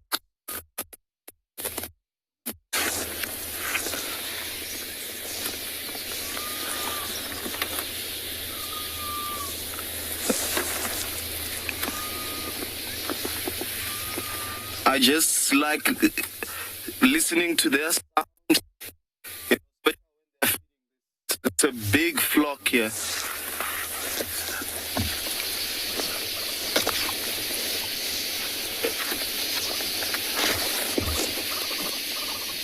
So one of the things that I really love about these birds is the role that they play within our ecosystem. So if you look how all of them, they're just like going down in the floor looking for seed. This actually acts as like, a bush engineering or sort of control of seed of the grass, not to overpopulate or have lots of grass growing in one area, because them feeding on all of this grass. Oh, look at that. I don't think I've seen so many birds in one place like we are seeing right now. It's amazing how all of them on the ground feeding. Hence the name red-billed quail. If you look on their beak, it's slightly red, not fully red, but yeah, you can see where the name comes from.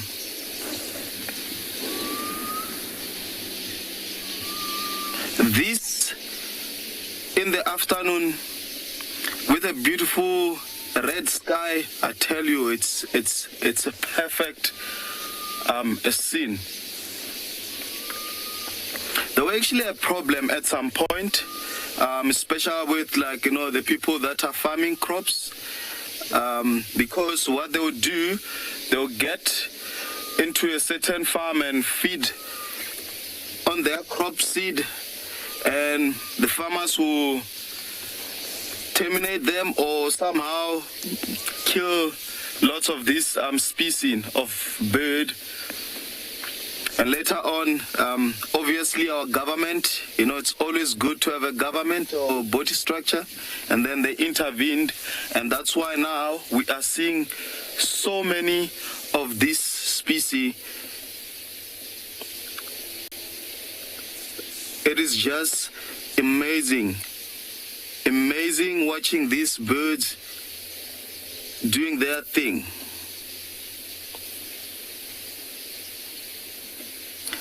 Actually looks like bees, if you look on the screen, if you have seen a swamp.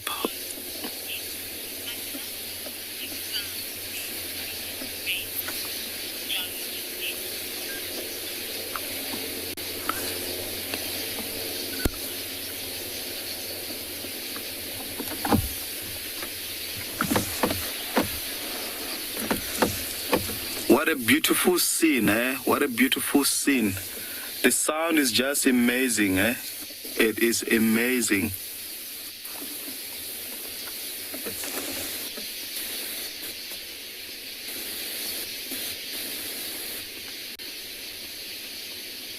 I remember growing up in the village in Makulek and far north of Kruger, just outside Punda Maria Gate. We used to have a big dam where in the afternoon, when taking our livestock drinking in this dam, we see so many of these birds coming to drink water and feeding on seed. Poor Norman did not really know what what these birds were actually doing back then. But I guess now through environmental studies of our system, now I know everything, or I know more or less about these birds.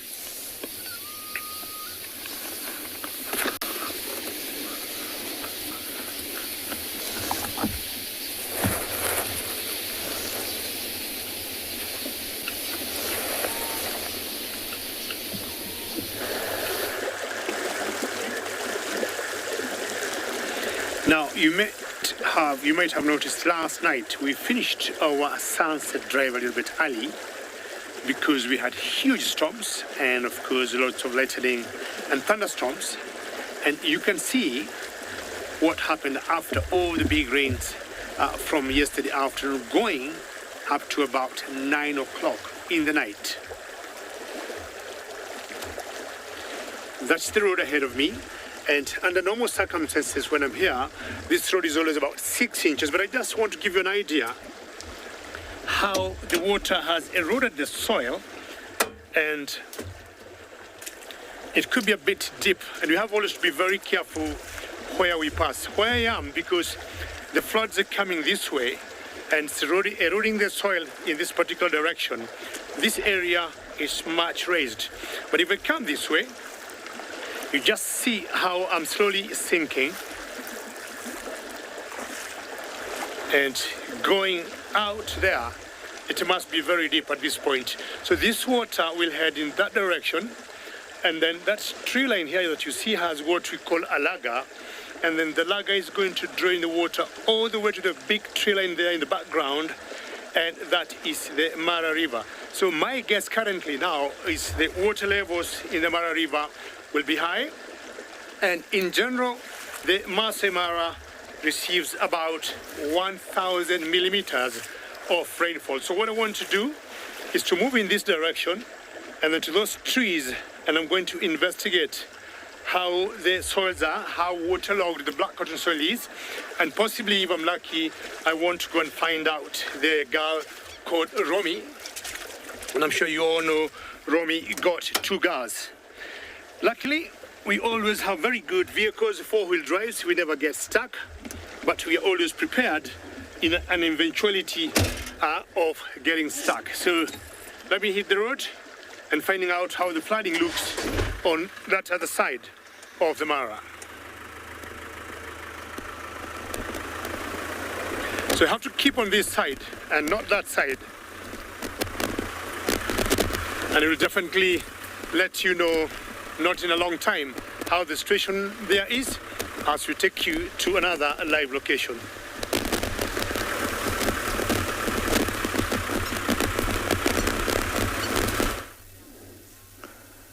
Welcome to the other side of the Masai Mara, and look at what we've come across.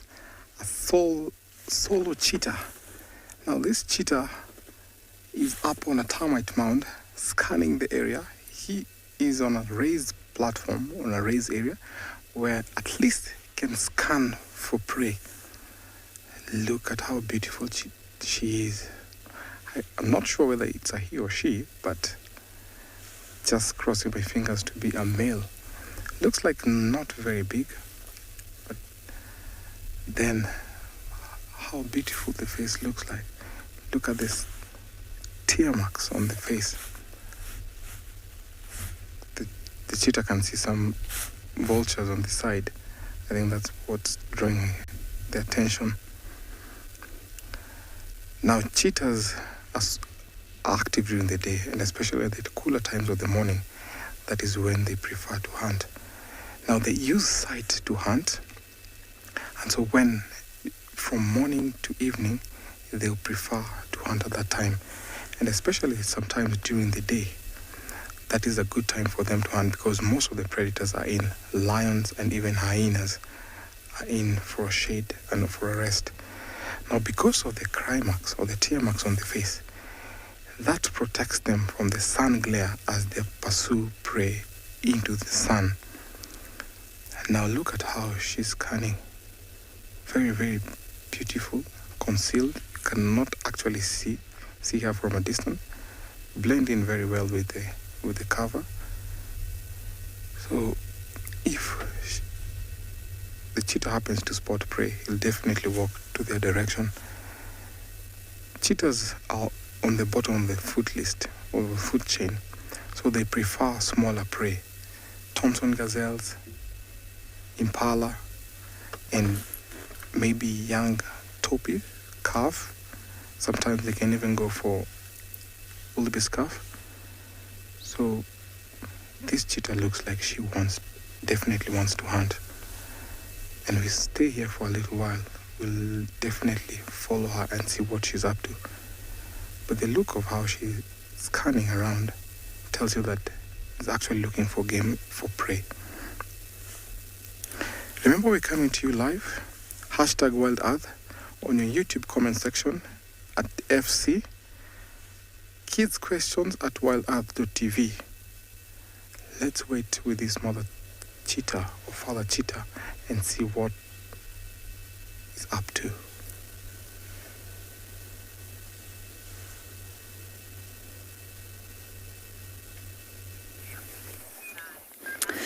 Now, we have not moved from our lions, but I suspect that sometime in the not-too-distant future we will do so.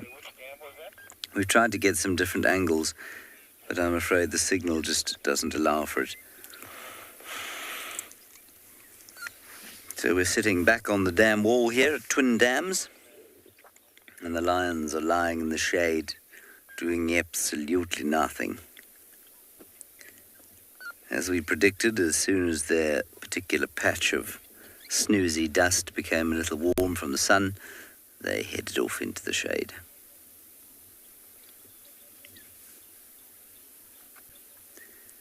A couple of interesting birds calling in the background. If you listen very carefully, you might just be able to hear wind. But there's a tree of what used to be called the fan-tailed flycatcher.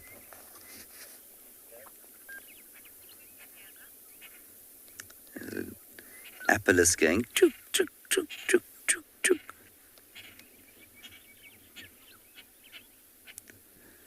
I never remember the name of the fan-tailed flycatcher. I think it's the grey tit flycatcher now.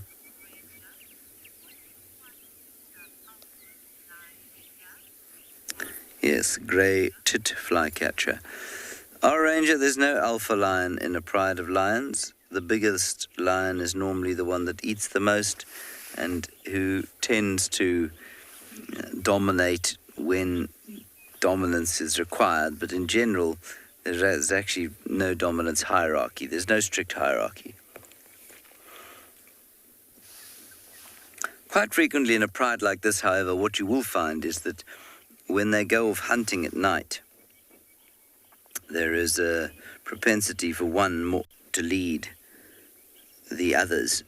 And that certainly used to be the case when we had an old lioness in the pride. She had a great big nick out of her, I think it was left hind quarter.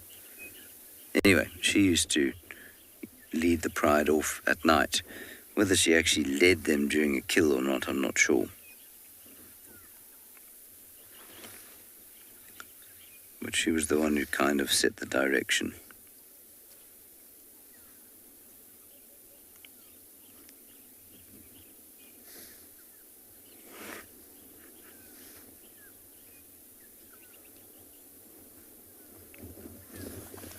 So I think we'll probably press on from here now and see what else we can find. On account of the fact that these lions are doing absolutely nothing. Maybe we'll sit here for one more segment.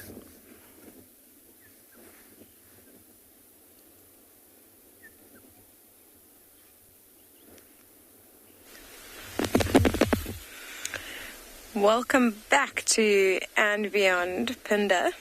When last we left you, we found some rhino and we said we were going to go off to look for some cheetah, and we managed to find them. They have walked so far, let me tell you. These two males, these are the same males we saw, I think it was yesterday morning. Those two orphan males that we've come to know and love. And they have really trekked a very, very large area and ended up in the far sort of southwestern corner of our reserve. Apparently they've been moving around a bit, but as you can see, just like those lions that you were with just now, these two are also having quite a nice little rest. And found a small little mound which gives them a little bit of a vantage point, just a little bit of elevation to look around the area in front of them. Both of them, their eyes completely shut. Now if we remember yesterday they were a little bit starting to get on the skinny side, and looking at their bellies today, if we look at the back legs, where you can start to see the belly right there. If we zoom in there, you can see how the hip bones are starting to jut out a little bit. There's that concaved patch just in front of the hip bones.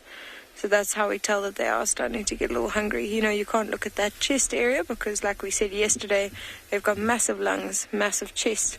So you can't actually look at how wide the belly extends. It's more if it's concave like it is now. So they are quite hungry. I think this morning they were moving around a bit, trying to look for something to hunt, and perhaps exhausted a bit of their energy, and they're now just recuperating and resting for a bit. It's actually a really nice angle to look at their paws. So if we zoom in a bit on the paws, we can see a little bit about them.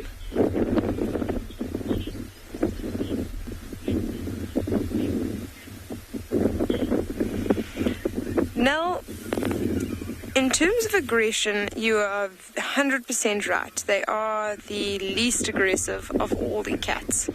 So there's nothing that I know of is there being a report of a wild cheetah attacking a human. Where of course there has been reports of lion and leopard. Because they are quite small in stature. They've got those tiny heads, they've got tiny teeth. If we look at the muscles on the front, they've really not got many muscles at all. They're completely built for speed, so everything is lightweight and makes them as agile as possible. That being said, they don't have much in the way of defense or in the much way of attack. They rely on speed to catch up to animals that actually use speed as well as their weapons. So like Nyala, Impala, those kind of things. And then what they do is they trip them as they're running, and then they go for the throat. They've got those two large canines in the front, and that's what they use to actually get down to the throat, so they can strangle them. So yes, definitely the least aggressive, and it's because they're not built really for a fight. They're built for speed, so there's no need for them to sort of go on their offense. When we look for cheetah on foot, a lot of the time, if we find tracks going into an area in between roads, we'll actually get off on foot and try and find them on foot like that. And you've got to be quite careful when you're looking for cheetah, because you actually don't want to get too close to them, because they do scare easily and they'll often run away. So we've got to track them quite slowly and carefully and try and spot them from a distance, at least a distance enough that they'll watch you rather than get up and run. So definitely the least aggressive. Now if we're talking about their claws and their feet, I wonder, I'm just going to have a look at my binoculars here.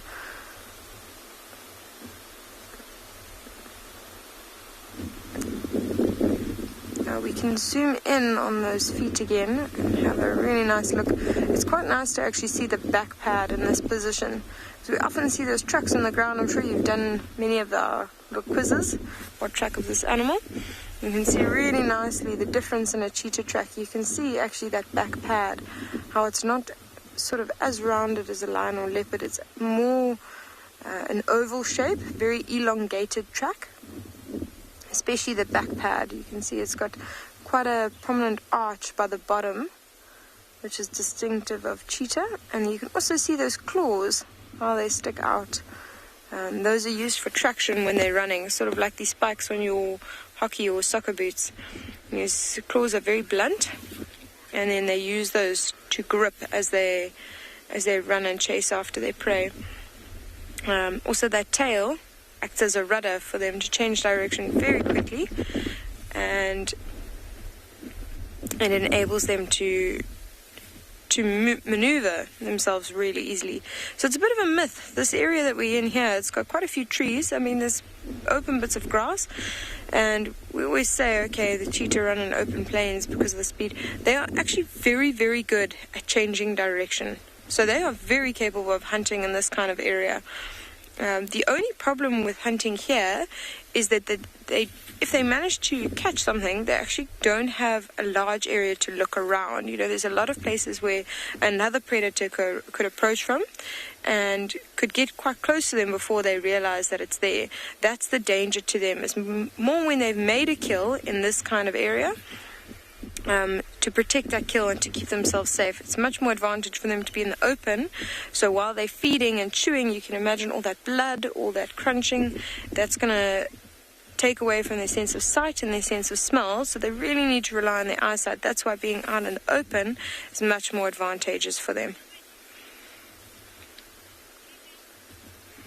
So we're going to stick around and watch these two cheetah and see what they get up to, and hope they might end up getting up and trying to have another hunt a little bit later.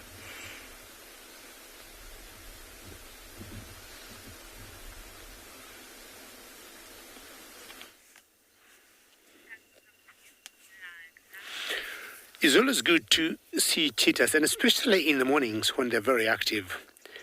Apparently, I had a hippopotamus where I am. You remember I was saying earlier, I am going to investigate and possibly chance on Romy. But then I had a small roadblock here by a huge male hippo that was still grazing. But then he just entered in those bushes there and gave me the chance to move on because I couldn't go with him on the road. It's not very hot at the moment in the Mara, and possibly you'll see hippos come out of the water and feed, because we always know they come out at night, or possibly even from last night when he came out, he never went back, but he was feeding facing this direction towards the Mara River. So you can see how my vehicle is going, but I'm going to dance with it for the next few kilometers as a chance for Romy, and we'll definitely let you know.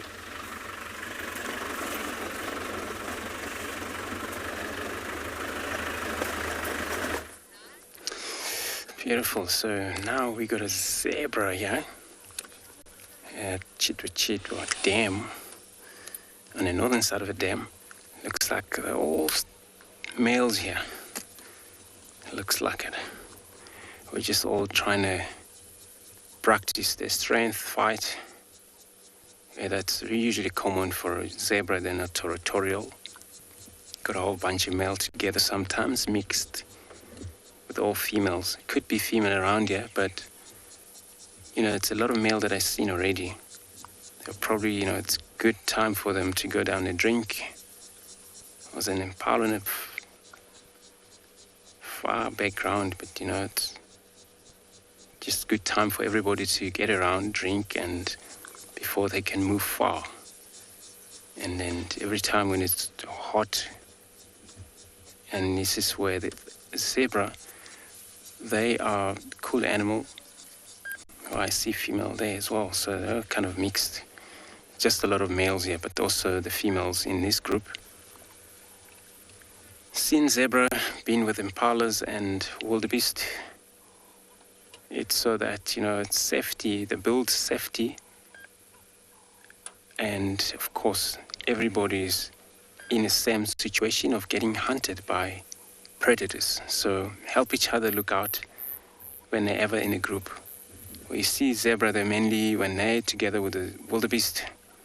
They lead, so the wildebeest will go as a second when they're feeding. So it helps attack tall grasses as a zebra, the shorter as a wildebeest. And you got impala also third on the lineup of feed. And now we still see a lot of zebra like this whole bunch, just because of we just shift into a kind of like spring where there's no growth a lot take place here. It's not thicket yet, so they love being in the open. Not a zebra, but once it's covered, tall grass is very thicket, then they will move far east. Probably see them in one of these open areas inside Kruger National Park. They only want very clear ground that they can see better. And then we're looking at the species is called plain or birchall zebra. With these zebra, they have a shadow stripe.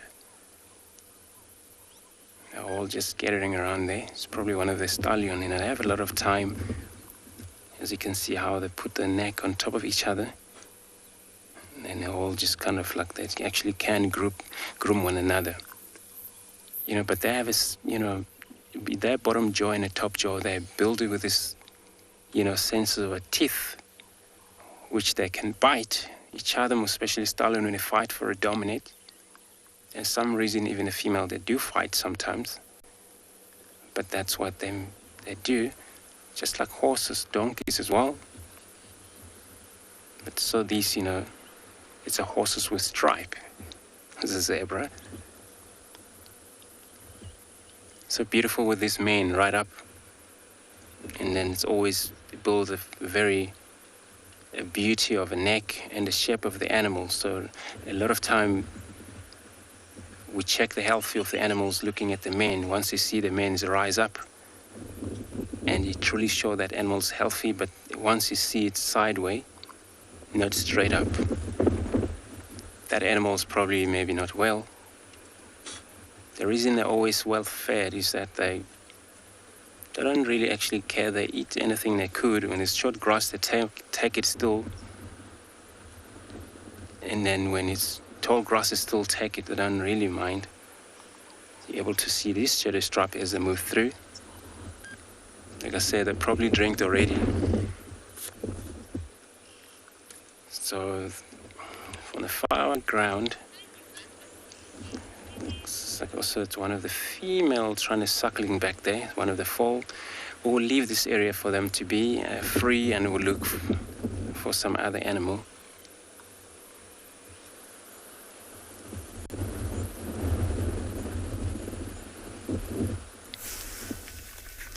Back to a cheetah, nothing has happened much. She's still on the termite mound.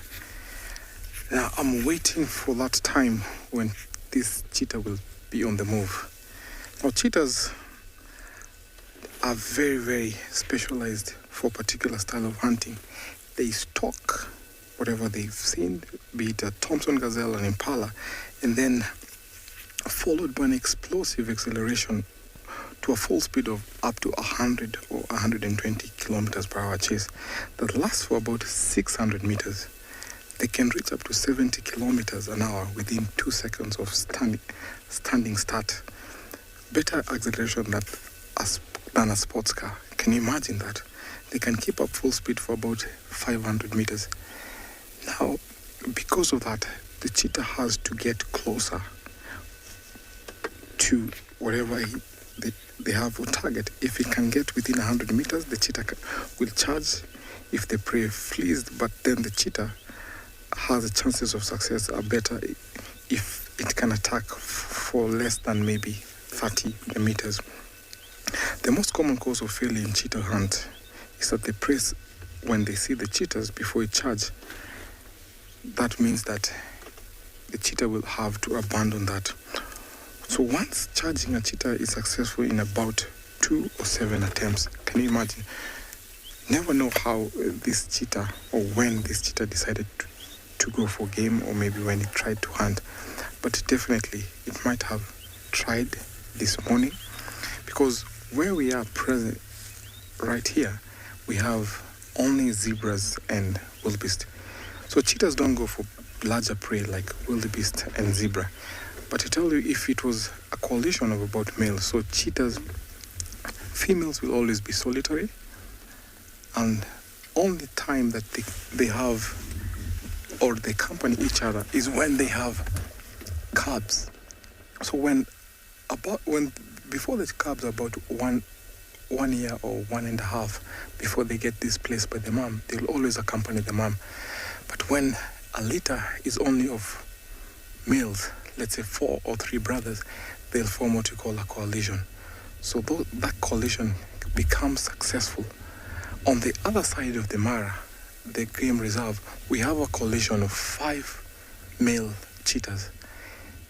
We've called them Tanobora, which means the special 5. Those cheetahs have specialized in taking down fully grown wildebeest. It's always interesting when you watch cheetahs hunt. And can you imagine when cheetahs go for a fully grown wildebeest or sometimes a fully grown zebra? It becomes very interesting. Now a cheetah is up. I think it's turned round. Oh, it's a little bit shy for us. Change position, maybe scanning the area on the other side to see what's happening. There's a zebra foal in that herd, and I'm sure that's what the cheetah has eyed, but you don't want to mess with the mama zebra. So sometimes they can be successful or not. So it depends on whatever area they are. Sometimes it happens to be what we call kleptoparasitism. If a leopard, lion, or a hyena happens to see this cheetah on a hunt, they'll definitely wait, and until the cheetah gets whatever it gets hold of, then they come and steal that food. We've seen that lots of time from cheetahs losing their meals to hyena. That is what we call kleptoparasitism. Look at the spots. Now, cheetahs have very solid spots. In comparison to the leopard, the cheetahs have a slender body. They have solid spots. They have that cry mark or tear mark on the eye. They have a small head as compared to the leopards, who are bigger than this. So I'm going to sit right here to look and see what the cheetah is going to do as we take you over to another safari vehicle.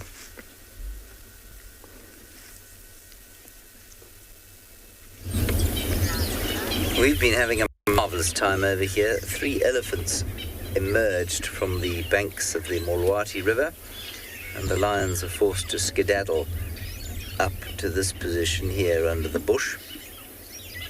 And now the shade is much less, and so they are forced to sort of concentrate around each other, which I imagine, giving the burgeoning heat, must be pretty uncomfortable. Anyway, there it is.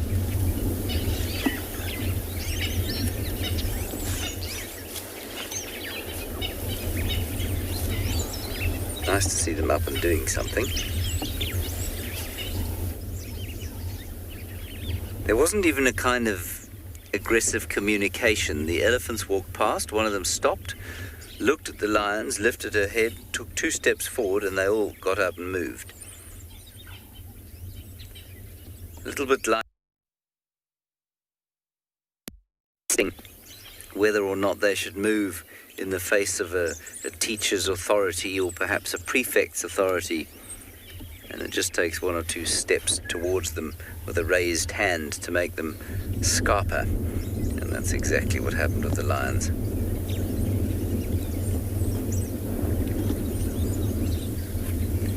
But already they are sleeping again.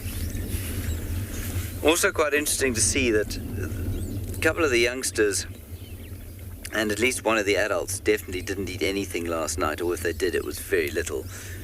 They don't have blood on their faces, and they've got no swelling around the belly. And so I don't think whatever they killed went very far last night.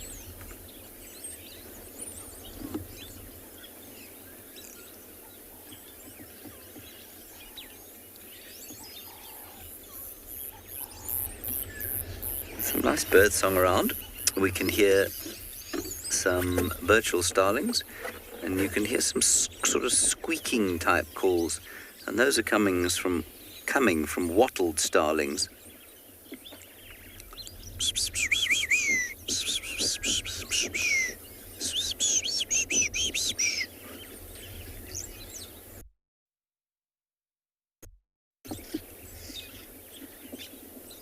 And the morning is taking on that sort of soporific note that it does.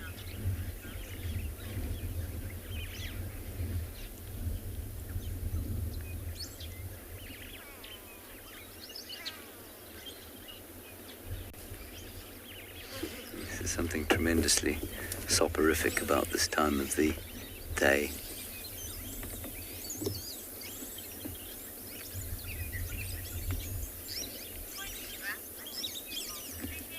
And so I think what I'll probably do is, have a little snooze.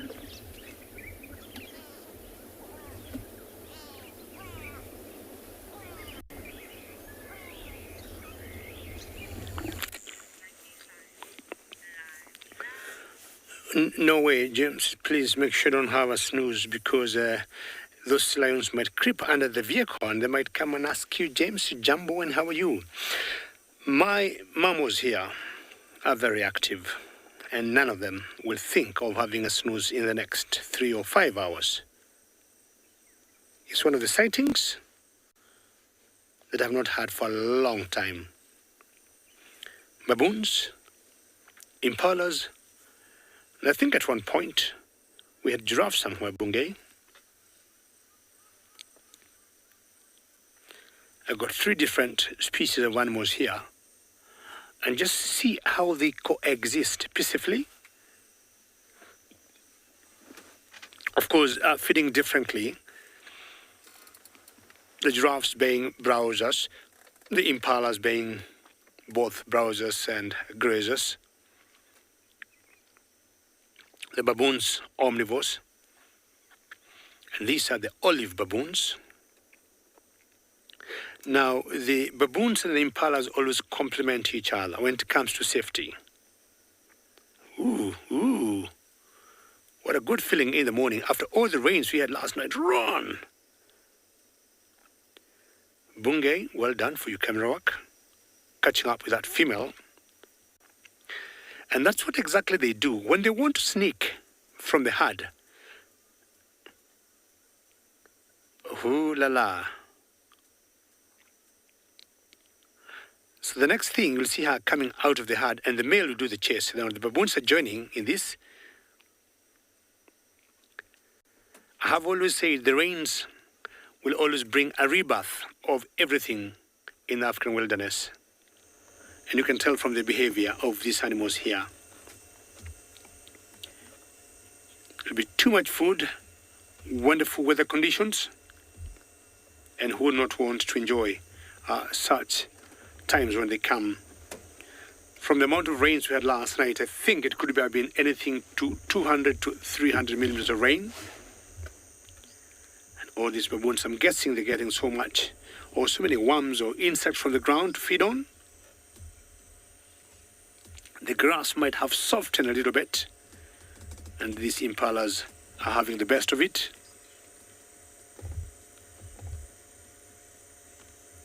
The beautiful Mara, see the landscapes there are always charming.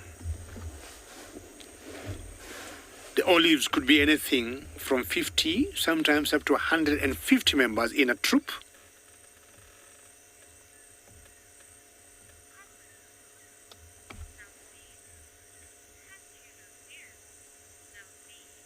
Now, Vic, you're really enjoying this view, and just like me, and the views from the Masai Mara to me are breathtaking. I agree with you totally. I'm just parking the car here and stopping, looking at all these animals play in this huge theater for them, which is all natural. I think it's very refreshing. Now, baboons being omnivores, I've seen them once in a while, hunting, lambs of impalas. But I usually wonder at what point that happens, because they're always very good. They coexist very peacefully. So I usually wonder, when do they change their mind and want to kill or hunt one of the baby impalas? But just look at this and see how nobody's bothered with the other. Mind your business. I mind mine. We have enough to eat. See that big male baboon just going or weaving through the impalas. The impalas not bothered a minute, just enjoying the grazing in the morning, the very short lush grass. And the big grass you see there is the elephant grass, which normally is very tough and I think of very poor quality. Not very palatable, but we've seen once in a while elephants will get it. That male there could be the one in charge, the male impala there, in this particular harem. But his counterpart, the other male of the baboon, still keeps walking. Look at the size of his horns. But males have a lot of work to do, not only watching out for predators, but for other male impalas who may want to come and overthrow him and take over all the girls or all the females you're seeing here.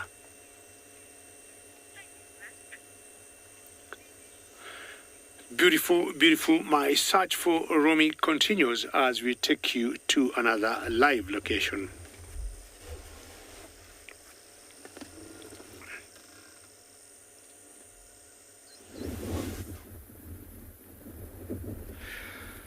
The wonderful ability of homeostasis. These guys are very lucky to have this ability to warm oneself up, or to regulate, one's internal core temperature. Fur would definitely be a big advantage to keep these boys warm right now with the cold, chilly wind that we're experiencing from the south. And then if they get a little bit colder, getting closer to one another, and then obviously the activity of shivering to warm oneself up as well. Another very, very nice tool to keep warm in this environment. Unlike reptiles, where they don't have this internal mechanism to keep their body temperature or internal core at a stable, this is when those animals will be very inactive. Whereas in animals like this, mammals being warm-blooded, it's not technically warm-blooded, it's just the ability to regulate one's internal core temperature at a constant. And that's very important because of brain activity. Now on a chilly day like this, most reptiles would be under logs, under burrows, just trying to maintain a constant. Big fluctuations like this is not good for reptiles. But for mammals, brilliant and amazing ability to withstand vast fluctuations of temperature. Still snoozing. We don't think much is going to happen here. We're just holding out because we are close to a watering hole, and we're just hoping that something wanders in. They do look hungry, so in the next day they will definitely have something to eat.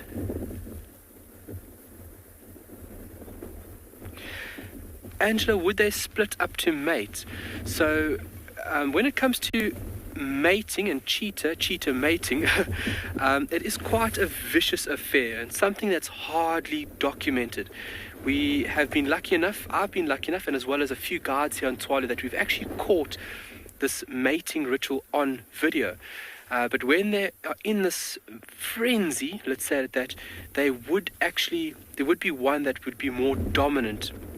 And so you would have them splitting for a few hours or a day or so. But then after that whole process has subsided, they will join up and, the waters will be calm, let's say it that, after that process. So getting quite vicious around mating, around a female in heat, that's when they would split for a little while, but then rejoining again. The other male, the subordinate male, would be somewhere close in the area, joining up with the dominant. There's no technically dominance in here. There definitely will be with a female, but then joining up a bit later as well, once that has subsided. But otherwise, joined by the hip. Literally joined by the hip. Beautiful. So they're snoozing under a little blackthorn. Blackthorn not providing much protection. They don't want the shade right now. If the wind does get a bit stronger, they would find a bush that provides a lot more protection from this vicious wind coming from the south. But being in the sun is what they want now.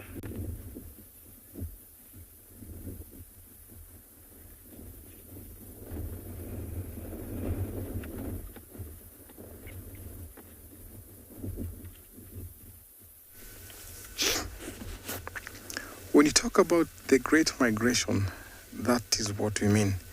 Look at the mass movement of the wildebeest in the plains, forming semicircle and big lines there. They walk in single files, which is an advantage for them as they are moving from one area to another. So these animals, we call them nomadic, meaning that they don't have permanent home areas. They walk from the Serengeti down in Tanzania, coming to the Mara, and then they head back again to Tanzania. So the reason why they come here is to breed and feed. As they walk in big numbers, they eat loads and loads of grass. Now, we're seated here, waiting for our cheetah here. We'll be able to identify the mother cheetah as Rani. So Rani here is waiting and scanning around this area for smaller prey, because preferably cheetahs will go for smaller prey like Thompson gazelles and impala. But in the herds there, at least the cheetah can see some calves there. But it is too hard for the cheetah to go for the calves because of the adult wildebeest. She'll definitely go for something else. Look at how it's scanning. It's getting warm around here, and I'm sure it's about time that he thinks of maybe walking towards where there's prey. So cheetahs cover a very big territory, I reckon about 1,500 square kilometers. So within that area, they will move from one part to another in pursuit of prey. Some time back, we had a cheetah here in the Mara, and we happened to have lost her for quite a while. And it was later seen in southern Serengeti. So you can imagine how long that cheetah went. So when territories clash, sometimes you find that these cheetahs come into a fight, especially if they're males. Rivalry and male fighting each other always seen and encountered out here in the wild. So females from other families don't actually interact. The only ones that interact are within one family. So, like I told you earlier, this is a solitary hunter, be here by itself, unless when they are with a mate. That is when you see them in pair, or maybe when they have cubs. If they were brothers, you'll find them in what we call a coalition. Look at that tail. Look at the bands on the tail. So beautiful. Beautiful looking. Yeah, stretching a little bit and a roll.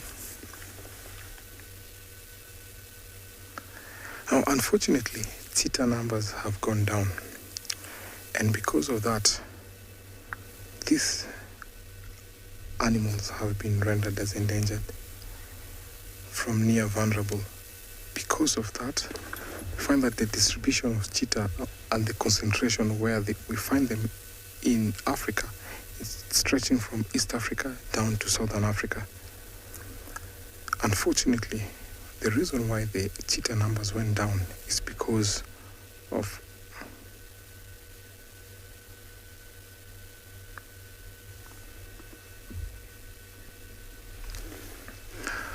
Joy, thank you for your question. Are cheetahs the only one fast enough to catch the gazelle? No, they're not the only one that can catch the gazelle. The only reason why you see them catching gazelle is because they prefer smaller prey. Look at their body size. Look at how the complexion of how this head structure is. They have a small skull, so meaning that the crushing power or the biting power, it's so small. They also have small canine. That is the reason why they prefer smaller prey. Lions also, if there's an advantage, they will go for smaller prey. The reason why you find lions not going for smaller prey is because the lions come in a big pride, so that will not be enough for them. So lions prefer larger prey while cheetahs prefer smaller prey. So they're not the only ones that can hunt the gazelles. So I'm going to continue sitting here waiting for Rani's next move.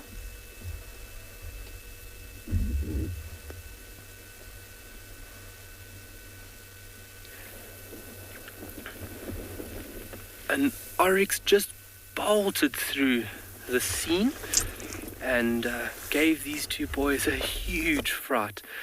From a very static, horizontal position to a quick burst of speed and up onto your hindquarters. A male oryx just came through the back end of those bushes on the right-hand side of your screen.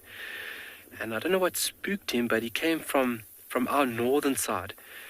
And obviously the sound of the hooves of this animal running, that just got these boys up very, very quickly.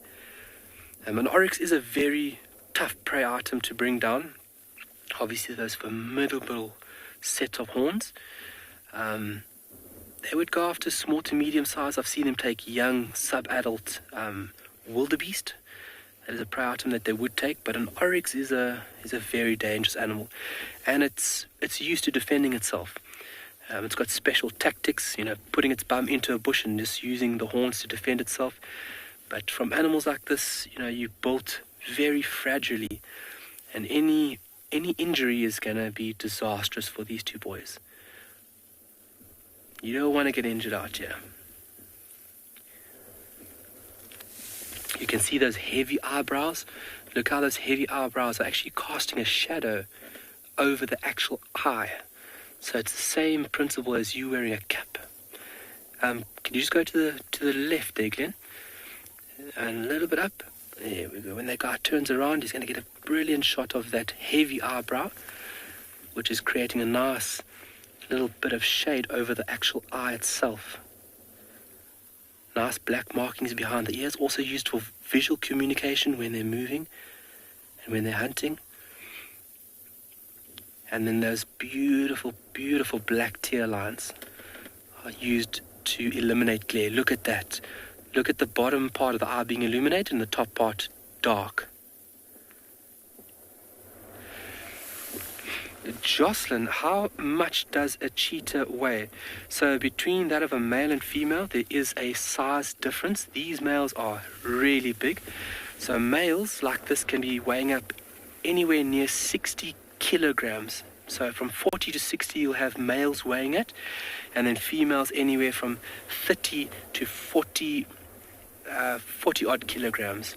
So the females being a little bit lightly built in comparison to these heavier, more stockier individuals. And these guys are big. They're very big cheetah. What an amazing view. So holding out here, sitting nice and quietly, we were just looking and surveying the land around us, listening to a few birds. When you sit and wait, that's when everything kind of unfolds around you.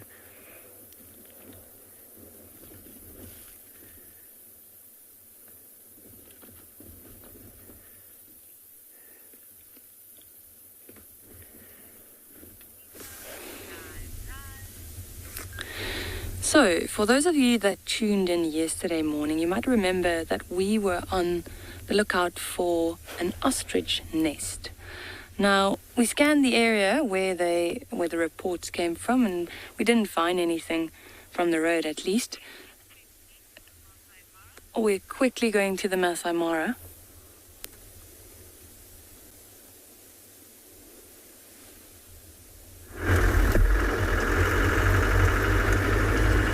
Fellow viewers, we've just missed out on a hunt. The cheetah left and went for a Thompson gazelle. So we're driving just where the cheetah is. Unfortunately, lost it. Now, out of 7 attempts, 2 might be successful. So this cheetah fall into an advantage where the Thompson gazelle came into a path, but then missed out after a very long chase. So let's follow her and see if she might decide to rest or maybe go for something else. Poor cheetah missed out. Not quite sure how many times the cheetah has missed this morning, but I'm sure later on in the day it will be successful because cheetahs depend on the daylight to hunt. That was a very exciting pursuit. The cheetah just flashed off in 100 meters per hour. You can imagine how fast the cheetahs can be. Within some small split second, the cheetah was close to the Thompson gazelle.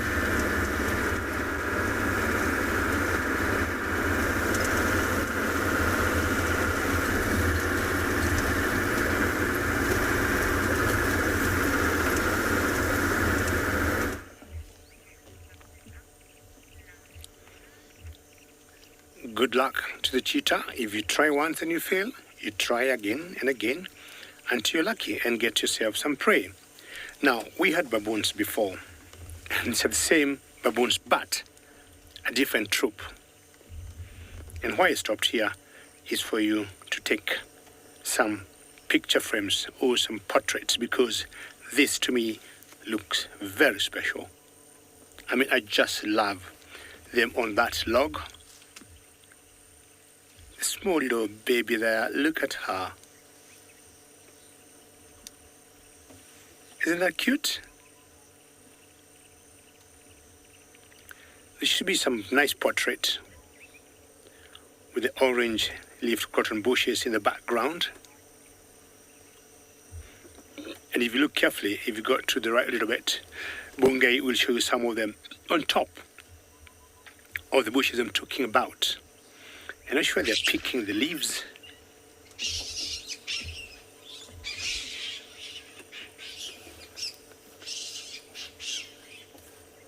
And that's not me, neither is Bungay. Bungay is the gentleman on the camera today. But I guess there's a bit of discipline going on there. Either the mother is trying to discipline one of the youngsters, or maybe the male, who knows. I'm just wondering what they could be feeding on the orange leaf croton. Of course, being omnivores. They could be cutting small leaves there. But sometimes you have gotten, or we have seen, some insect will lay their eggs and maybe they're just trying to get some insect larvae from the branches of that bush. Notice how agile they are.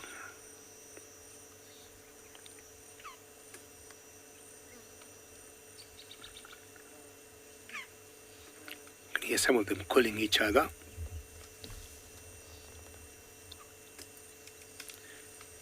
And in the baboon's kingdom, you get, in general, the females have a particular high ranking. Just that reminds me of the hyenas.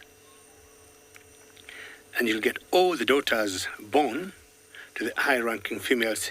They inherit the same lineage of being up there, top there, unlike the males. Look at that one, it's one that's right at the top of that trunk. And I would want to believe we've got so many insects that will bore some holes there. Oops, get out, it's my turn now. And it's the insect larvae they're definitely digging out there to feed on. Yeah, you see what exactly she's doing. Got something for yourself? Yes. It must be a young one, and most likely the one she moved out there must be related, or like, it's my turn also to feed. What they will do, they always forage together, but when it comes to eating, everybody have his or her own prey. Don't break that log. Don't shake it. But I think by so doing, if there are anything, or there are any live insects there, or wasps, for example, or butterfly, or moths, the pupae, that's the only way she can be able to see them.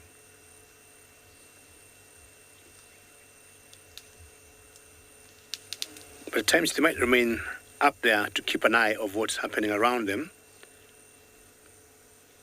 It's really moving it, just to be able to encourage whatever is in there to come out.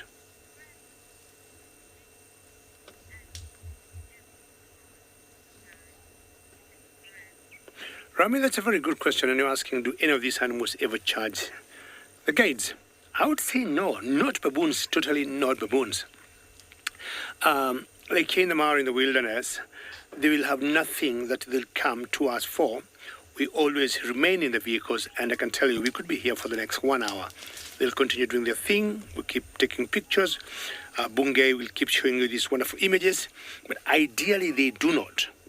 But there are certain areas, maybe close to cities, where people have been known to have, say, some sort of fruit or some food in the cars, and these primates are very clever, and they have been known to sneak in the cars. If you come out of your car, leave the windows open, baboons have been known to sneak in and pick the food.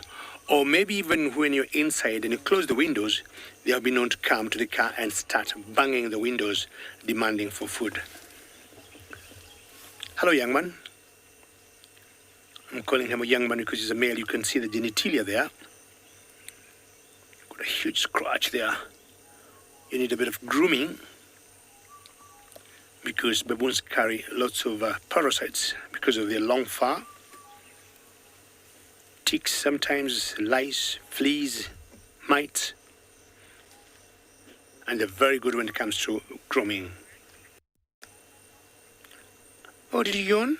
Are you telling me to leave? Okay, I'll be leaving and I'll be wishing you a great day where you are, as we're also taking you to another location.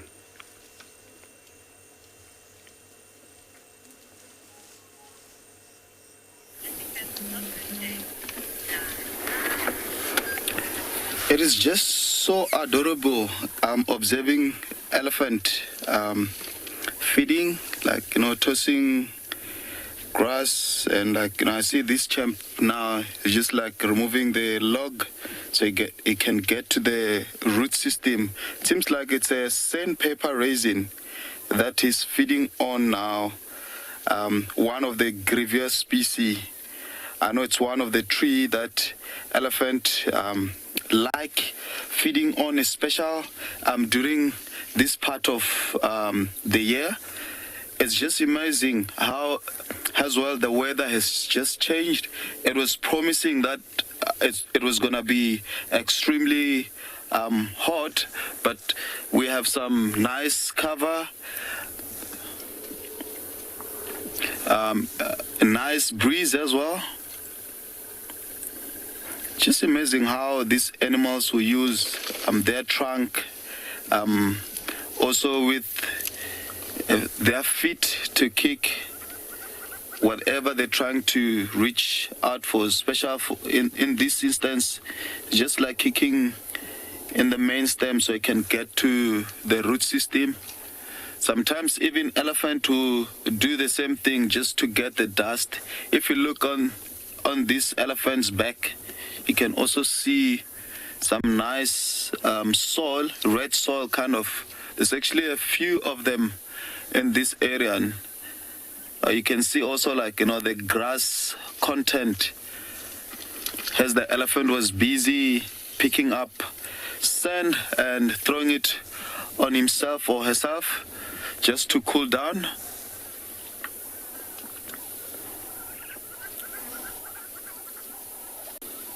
The beauty of African, eh? Beauty of African.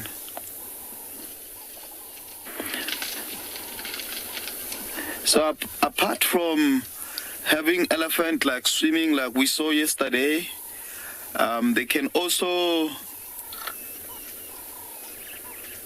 get the sand and throw it just on their body just to help cool themselves as well. So it's just amazing whether these animals are close to the water or quite far from water, and they can still somehow, I don't know how they figured this out, that when they pick up sand and throw it on themselves, it can help cool themselves down. It's just amazing how naturally these animals, the wisdom and everything.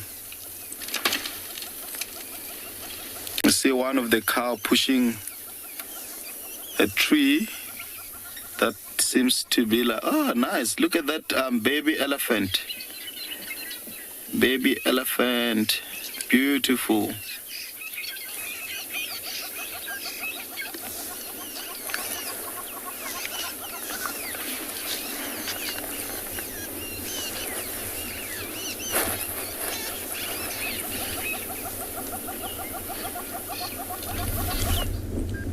So we're still with our well-camouflaged ostrich, and the only reason we actually spotted this ostrich was because of that reddish tinge on the bill.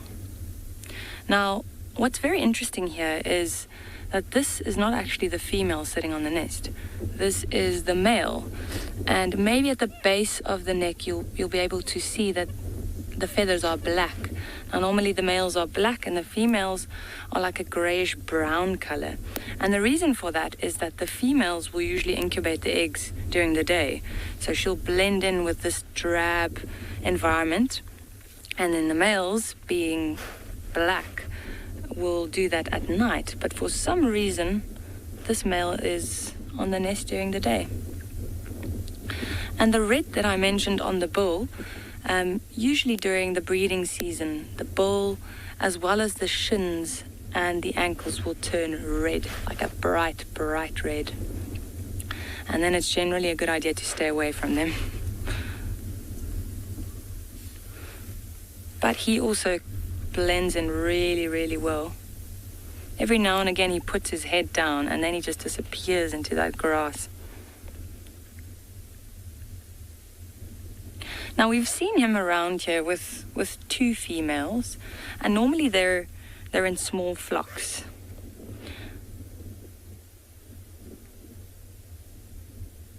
The eggs that are in that nest was probably laid by the major hen, and then the others are just extra hens or minor hens.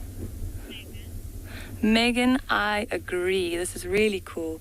This is also the first time I've seen an ostrich nest, or even an ostrich sitting on a nest. It really is incredible. We've been seeing a lot more ostriches now over the last while. Previously, we didn't find a lot of ostriches on Ngala, so I'm really happy about this. The ranger that actually found this nest, he said that there were only 3 eggs, and which is quite interesting because from what I've read, normally the major hen will lay about 8 to 10 eggs, and then sometimes you'll find these nests with up to 40 eggs in them. So for some reason they haven't produced as many eggs, but let's see. Maybe there are more females around, and maybe some of the minor hens will still come in and lay more eggs, or they could have potentially been preyed on by predators in the area.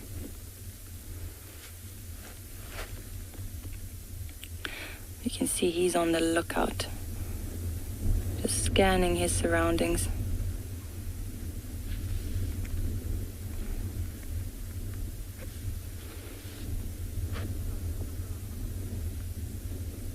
Now those youngsters will take about 40 days, or the eggs will hatch in about 40 days. And we're not sure when they were laid, but we'll definitely keep an eye on this nest.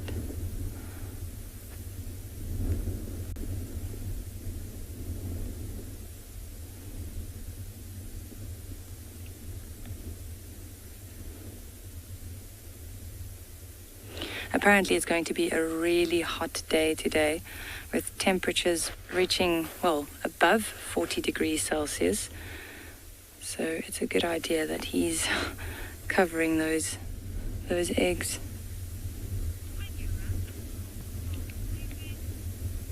I think we're going to do a little loop and just see if we can find some of the females around this area.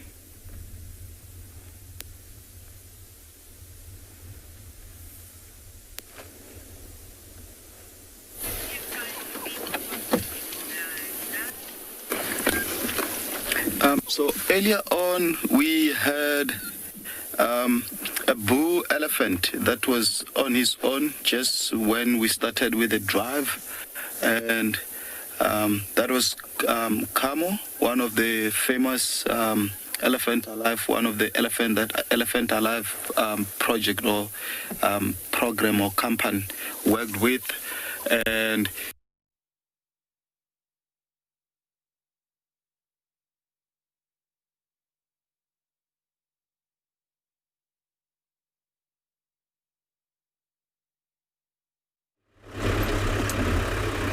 Well, sorry about that, ladies and gentlemen. Once in a while, we get those technical hitches you'd imagine when we are broadcasting from the African wilderness. Such things will always happen. But what I want to do now is to show you a beautiful sight, some magical sighting of the landscape of the Masai Mara, the openness of an area. And it's one place that I usually call the marsh area or the marshland. And what Bunge will do, he'll just going to span the camera all round. Look at the clouds in the background there. That is the beautiful Uluru escarpment. And I'm sure once in a while you have heard me saying the Mara Triangle. The Mara Triangle takes the shape of a triangle, and the backdrop that you're seeing there, which is the Uluru escarpment, is one boundary of that triangle. And then you all know the Mara River, where we see lots of crossings going on of the wildebeest or zebras. That's the other arm or boundary of the triangle. And of course, the boundary between the Masai Mara Game Reserve and the Serengeti National Park, or Kenya as a country and Tanzania as a country. That's what the Mara Triangle is all about. But the bigger area is the other side of the Mara Sea. In such open areas, we got elephants. Now, if you noticed, these elephants are way out of the marsh. This area doesn't have as much water as the marsh area. And elephants are here for a reason. Being in the marsh for a long time, it's too wet there, and their feet would get wet, and they're always very careful they do not get foot rot. And that's why they'd prefer to eat where they are instead of being in the marsh. Well, my plans for searching for Romy continues, and I'll be moving on as we take you to another colleague of mine.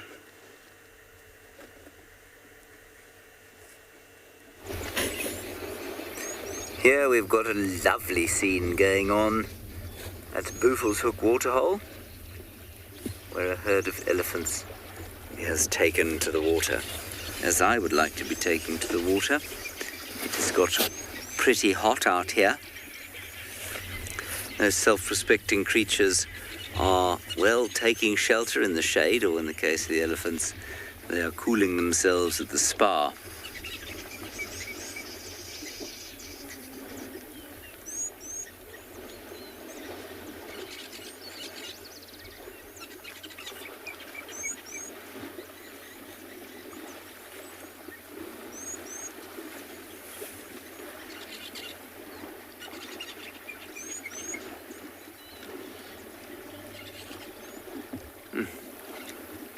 Looks like such fun. It looks so comfortable, so pleasant.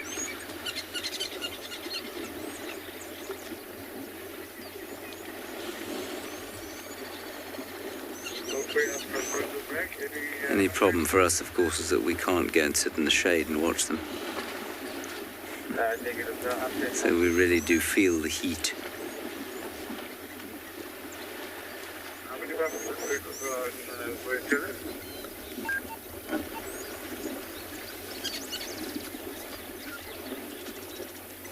Now a little bit of sand bathing.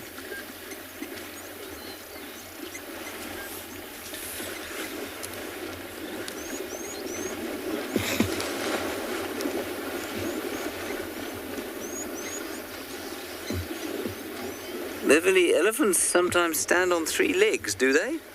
You mean kind of leaning one over the other? I think it's for the same reason that you and I might do that. And that's simply to kind of rest one leg.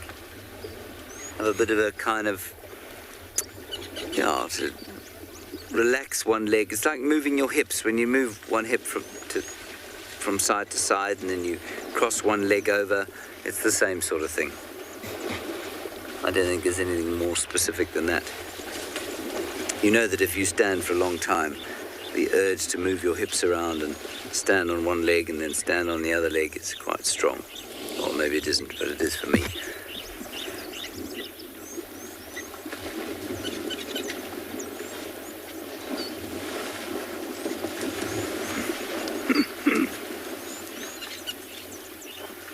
think I'll probably get up and move all of these elephants, but we'll wait with them while they swim.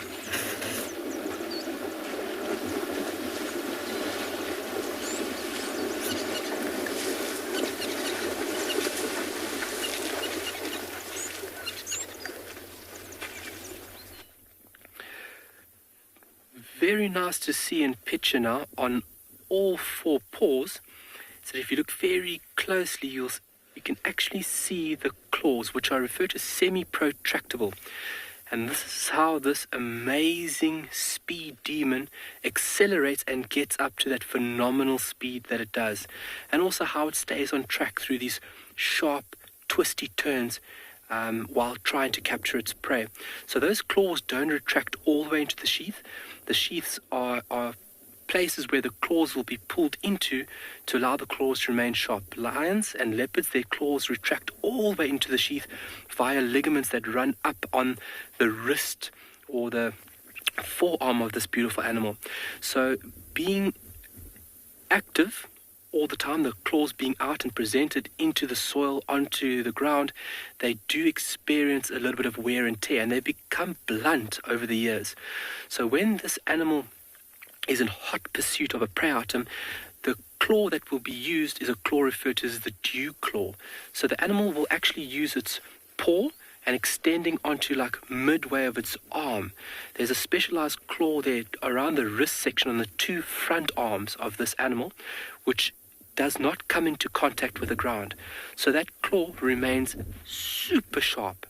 And that claw will actually hook into the hide of a prey item and send it off balance. And that's what the animal wants. That's what the cheetah wants, is to set an animal off balance, that it can get into a position to actually grab it around the airways. But really nice to see the claws being presented on this beautiful, beautiful animal's pad or foot. Really, really nice. They're still relaxing. Not much action. They're dozing off, looking around. There's that typical cheetah position.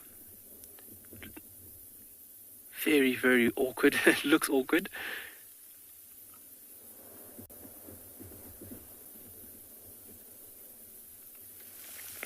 Right, and how many times can a cheetah hunt in a day? It's quite a variable. So in a day, it depends on how hungry this animal is. The more hungry it gets, the stronger the urge becomes for this animal to capture prey. For me to answer, it's very broad. It could vary across the board. It could be once, depending if prey items are seen and if they're moving through the area, and it could be multiple times if the opportunity presents itself. Obviously, a cheetah needs to be very careful, and that's where experience comes into an animal like this being successful, because it's using so much energy to get up to that top speed, enabling it to catch the prey item. And if it does that unsuccessfully a few times, you're really putting yourself into a dangerous situation. You won't have enough energy if you miss continuously. So you've got to be careful.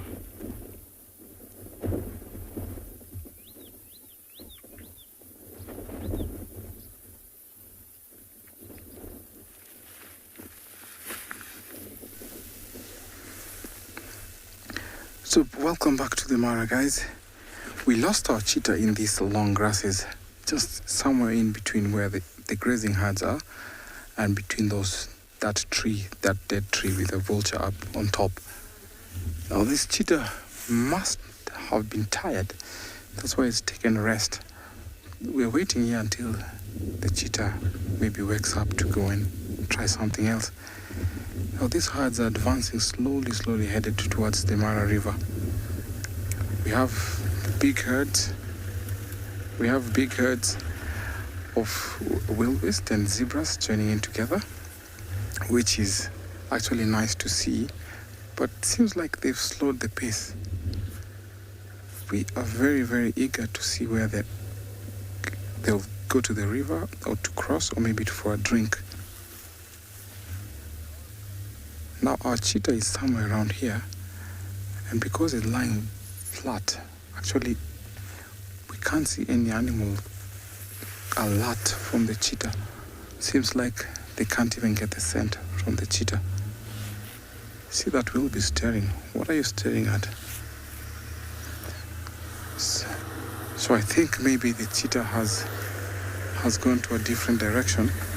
So if Big James can pan a little bit, slightly to the right, I'm suspecting that because some wildebeest are watching over that area, could be that the cheetah went that direction. So I'm going to follow, because I'm sure the cheetah is around that area. So let me just turn around and head that direction. So this cheetah definitely has to go for a hunt.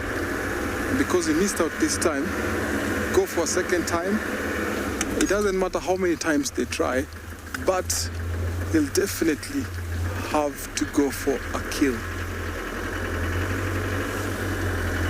Now as I drive to locate the cheetah, we're gonna jump into another safari vehicle.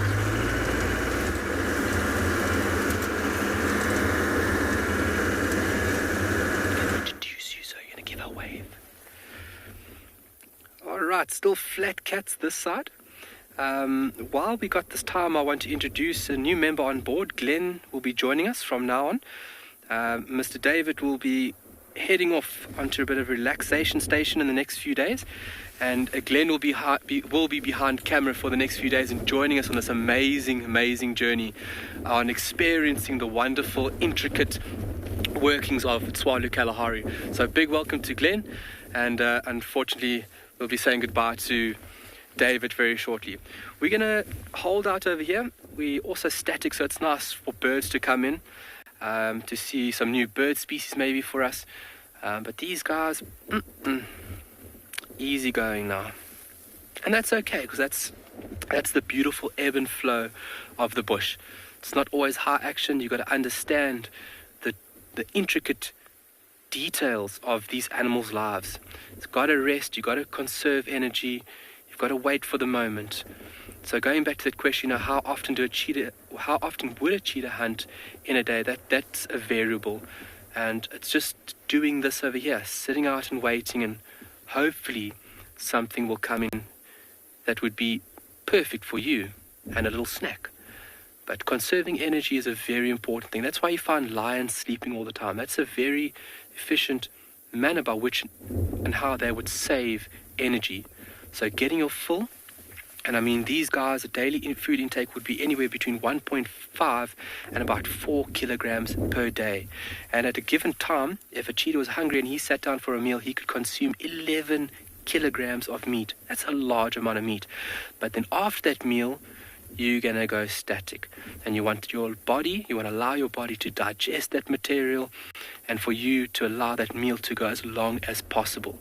Because the more you move around, the more energy you burn, the quicker that time frame moves up that you need to go hunting again. So it's a very clever tactic, taking it easy. Just like you guys are seeing here now. But what a beautiful landscape. We've got some shepherd's trees in the left-hand corner. You can see a beautiful whitewashed bark.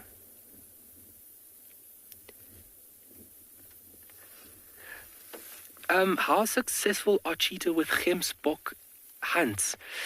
Adults, not very successful. On average, a cheetah would have a success rate of 50%, give or take, once again, depending where you are and depending what preferred prey items are in that area.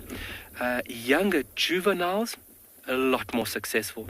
The juveniles haven't learnt the technique on how to use their horns properly. Their horns are still developing, and they're not as skilled as the adults. The adults, to cheetah like this, it's a touch and go situation. Maybe last resort, maybe they'll try and go for an adult, but juveniles and young, that is definitely a higher prey selected item when it comes to that of gemsbok. Those horns are formidable weapons. You don't want to mess around with them. You would be seeing a cheetah kebab later down the line. What we refer to as a cheetah society in South Africa. We call kebabs societies. But formidable horns, so juveniles and sub-adults, that's what these guys would want to go after.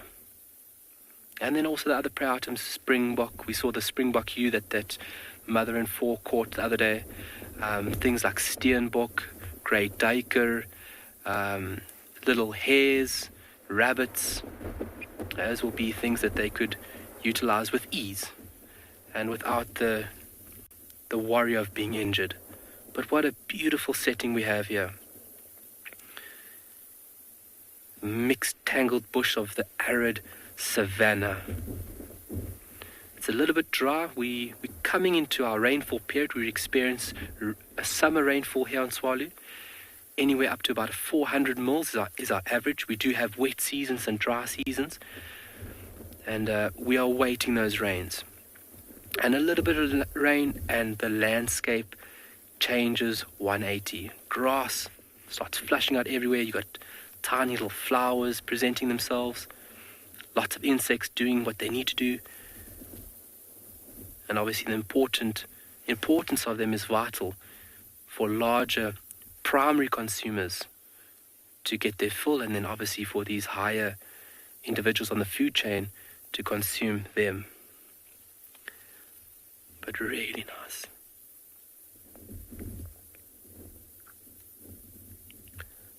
Nice close up there of them. Beautiful, beautiful. Beautiful, beautiful animal. Small head, big nostrils, huge eyes, tiny ears, big forequarters. They got free-flowing shoulder blades to get nice and low when they're stalking. That thin whip-like spine, that very muscular tail, and there once again that beautiful claw being presented from the pad itself. But how lucky are we today?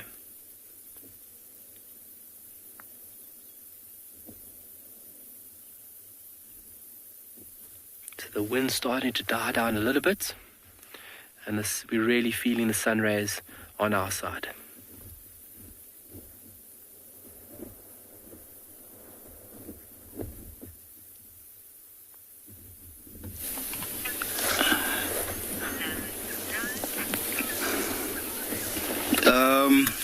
Look what we have here. So we're not far from Elephant Dam. So you can see this champ here, it's covered with mud in some of parts of his body. You can see that perhaps what I said earlier on, now the weather is starting to change. We're starting to have light again. It's a little bit burning actually, but you can see this Ellie is preparing himself for the worst part of the day, and that's being hot. Like nicely feeding on this sickle bush. Put your cable there. Slowly using his trunk and tusk to break the twigs, so he nibbles on them. So elephants sometimes don't necessarily feed on the whole twig, but what they tend to do is just to break down the a twig and just only go for the what we call a cambium layer, which is the layer between the heart or the heart of the wood and the outside back of a tree, because that's what actually transport water and nutrients into the whole water body system. Looks like a very nice early bull. There's actually quite a lot of them around here.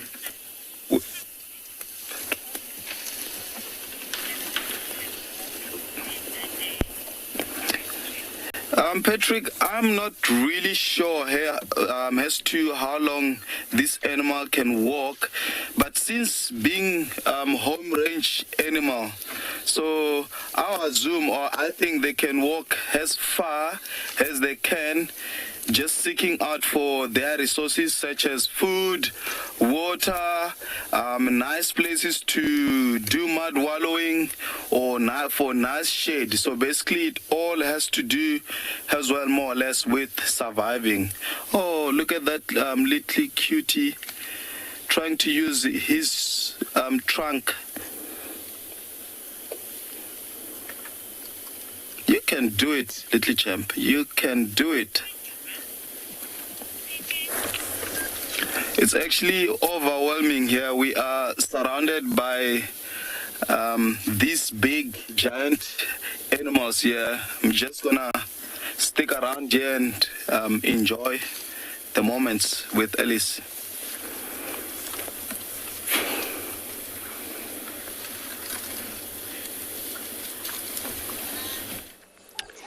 Beautiful. So we arrive into this very water hole here by Treehouse Dam. And then we find two female warthog. It looks like they're trying to get themselves cool off by doing that, going into the water a little bit. The rage of the water there is a lot muddy. And when they do that, cool off, or also trying to drown the ticks. And more often when they get out there, they find this very low stump or wood, rub their belly, and this is the technique of how they get rid of the ticks. They are very much diurnal, so they don't move at night, and during the day that's what they do. They move early morning, get out. They sleep in their holes, so these termite mound holes, which has been dug by Aardvark. They come and activate that, and they use it as a home at night. Sometimes depend on the soil. You find them red in color because of, just like in elephants, when you find elephants in a very reddish soil or dark soil. But, when you look at these animals' color, I know the bottom is wet, but the top, match to the color of the earth where they are. It's kind of a similar. They're well blending in that. So they eat grasses, warthog. So looking at the two girls over here. So they form a group which is called sounder. In a group, sound of warthog. They're more likely to breed, and they have males, and they're all seasonal breeder. Around November they started to breed. So September, November, December, that's around there. That's what often you find males going after them, breed. One thing for sure, there are sometimes these males, you find them in a group, also non-territorial bulls that you find a group up of a male. Sometimes whoever dominate, you would find close to the girls all the time. And they're so brave enough they don't run away from us. But we're looking at them on a far edge of this watering hole here. And then when I get here, I was hoping to see a lot of other animals to come and drink, but unfortunately, it's probably because maybe they're still far away, or it's a plenty of these man-made watering hole around here. They might actually taking a drink somewhere else. And these, they find themselves close by here, and it's easy for them to walk down to drink. Well, warthog, they're very powerful animals. These male, they have, like warts on their face, but on this female, what we see, it looks like a hair is sticking out of their face. Just look beautiful, And the female, they grow up these little warts, tuskers are there. Same as a female, they have small tuskers showing up, as you can see. So not only male grow tusker, female do as well. But you won't see warts on this one. So if it was a male, you would see very long warts.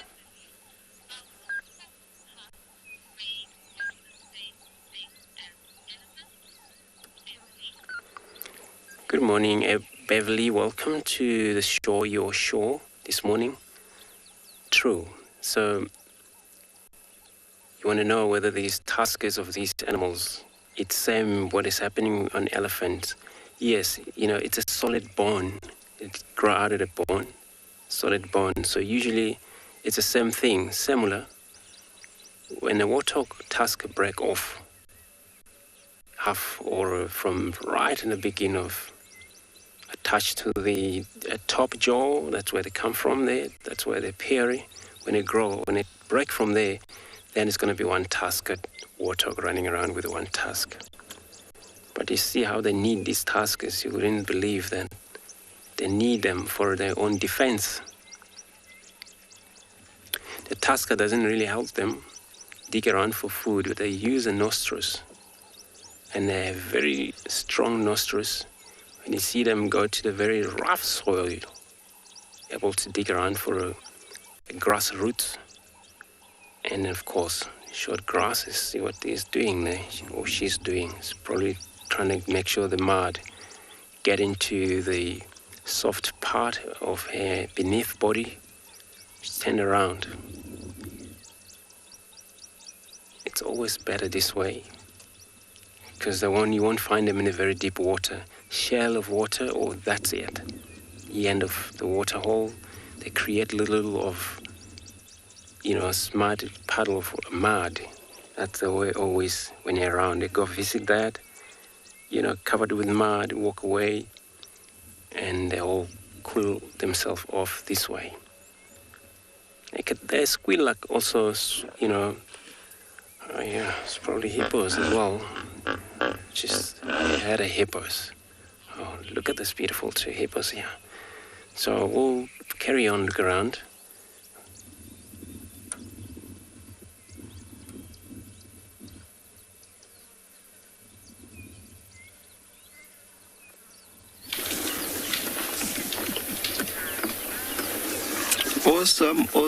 Awesome. I'm actually very happy where I am now. I have some elephant that were just like rolling. You see the one far left was actually lying down, like trying to get, oh, there's one here just a little bit right that is also trying to get down and just to get the mud on himself, just to cool itself from like, you know, the heat, obviously. What I really like as well is that these animals, wallowing in the mud, does not only serve as, like, you know, a cooling down system, but it actually also helps them like a protection from, like, you know, extremely sun rays, especially when it's hot like this.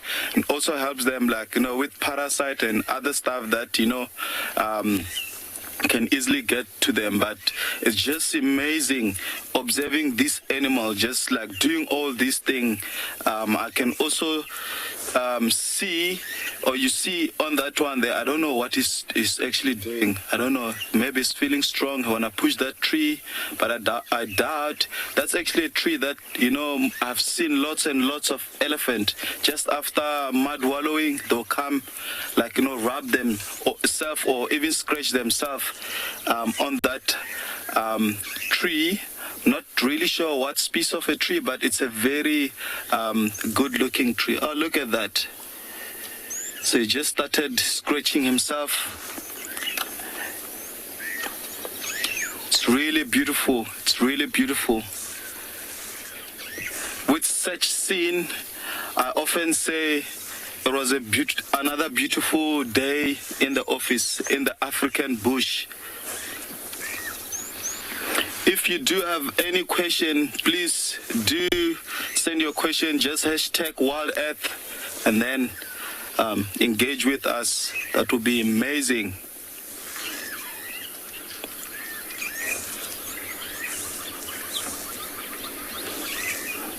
Can see now he's doing on his back. Look at those two boys there, just like, you know, sparring. So basically playing, fighting, like testing who's stronger than who.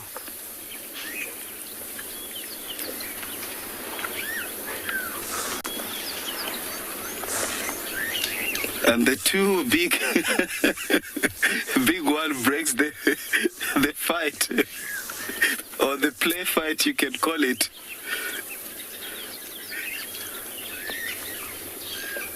It's just beautiful, folks. It is very, very beautiful observing these animals.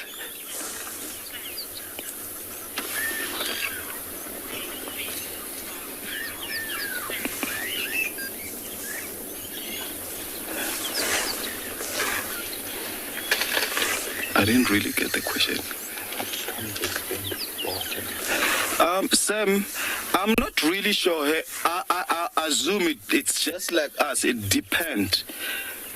It depends. If it's very hot, they'll stay much longer or even less. So it depends, honestly speaking. I can't really say, like, 10, 15 minutes. Like now you can see the mood is just to hang around here. I've few more ellis, or we have few elephants just at the background that are inside the water. So it's just like us humans. Sometimes you feel like, you just want to, hang around the beach or the pool for much longer. No, I feel like I can join them, but hey, unfortunately, I can't survive in the water. This type of water, I need a pool water.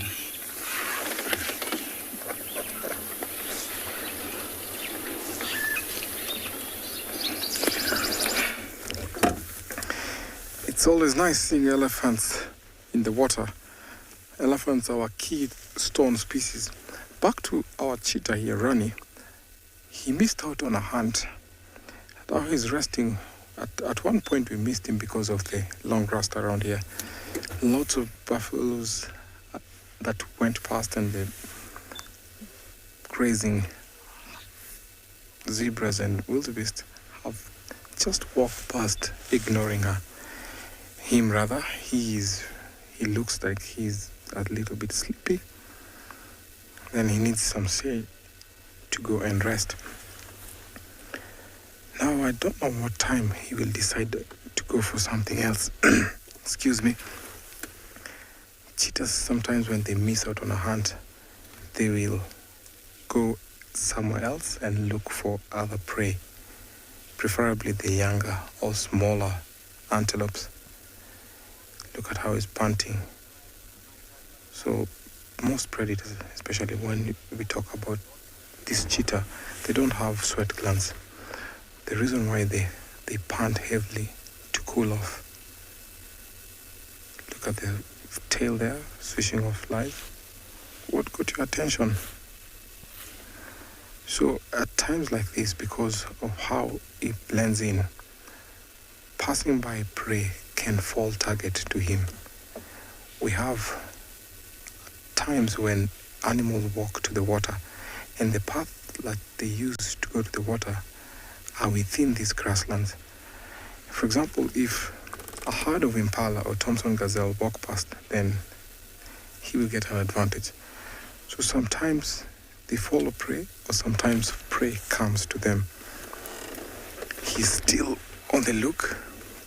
I'm sure he's missed out maybe more than 3 times. Who knows how many times do they have to go? Maybe he might even lose it today, or maybe tomorrow, and hunt the other day. It's a hard, tough game out here. The survival rate, you have to be strong. Now, if he catches up a prey, then he will definitely eat as much as he can.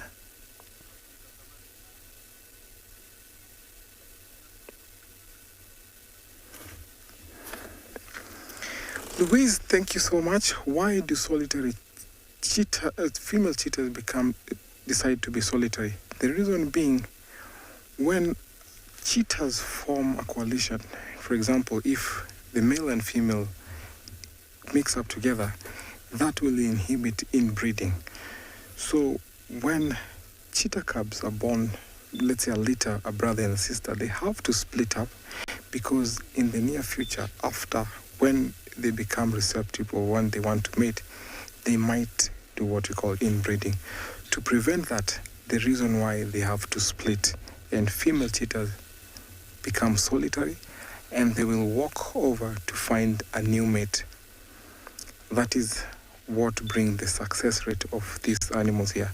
So when they avoid inbreeding, it becomes better for survival and also prevent the inbreeding. He's up again, scanning still. They have sharp eyes, so he can watch over prey for a long, long distance away. Sometimes we have to look with our binoculars to see what they're looking at. Seems like he's tired and also maybe got some energy. So I'll still be here waiting for him to go for his next move, and then send it to another safari vehicle.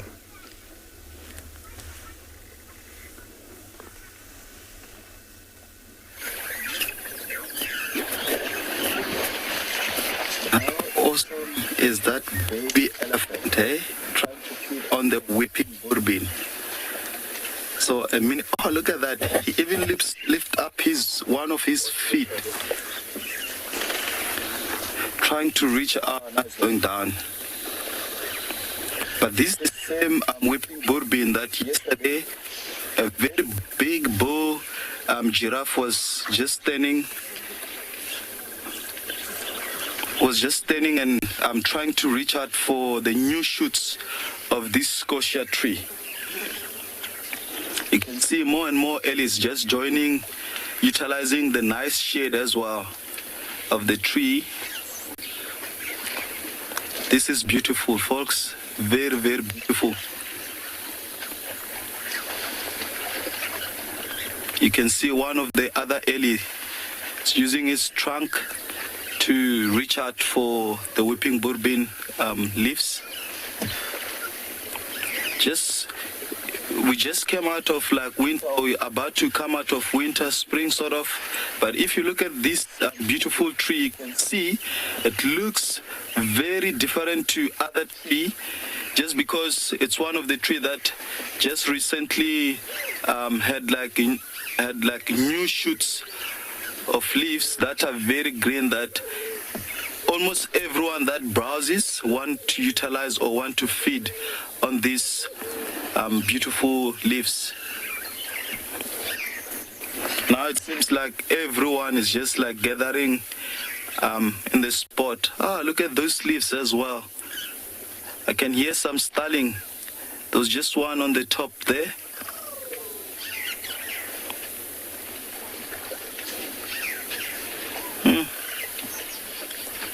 In Shangaan or in Tsonga we say Sishongile, which means it is beautiful. It is awesome.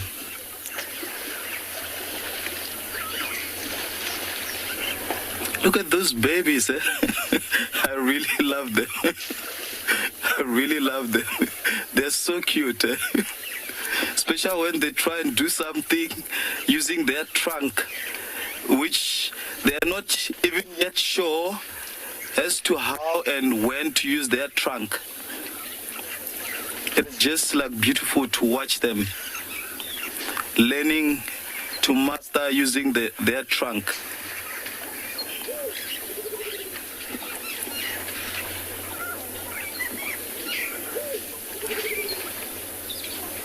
Can see that one is covered with mud, so you just use the trunk to scoop the mud and water and just spray it on its body.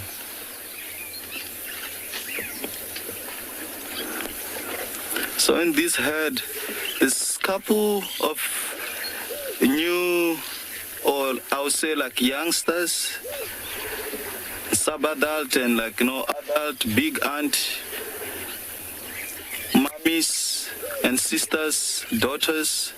It's actually one of the big herd that we have here. You can see that maybe it's one of the big ones, big matriarchal female.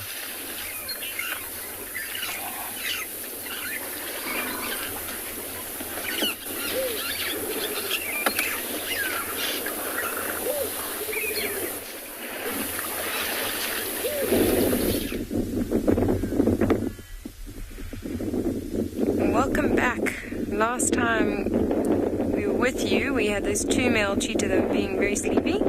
We decided to leave them because we think they are going to relax there for the day.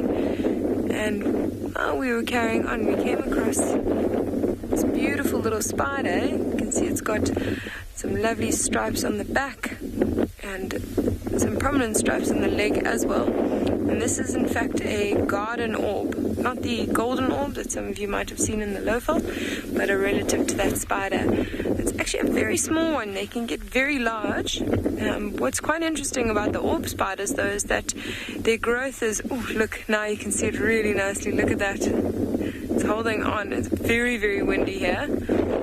So it is being blown around in the grass there quite a bit.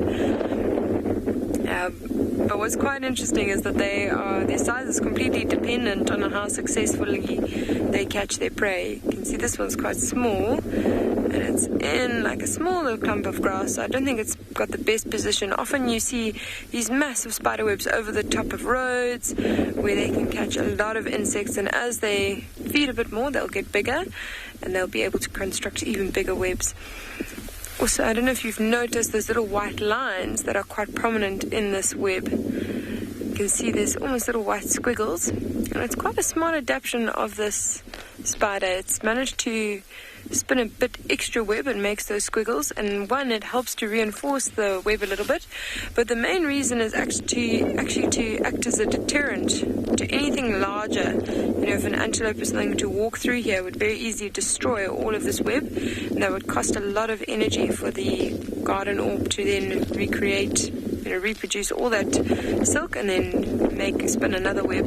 So this acts as a deterrent. In fact, large animals will often see that white squiggle and they'll avoid the web because they don't want to get caught up and have all that web around them. We're going to carry on driving through these open plains and see what else we find.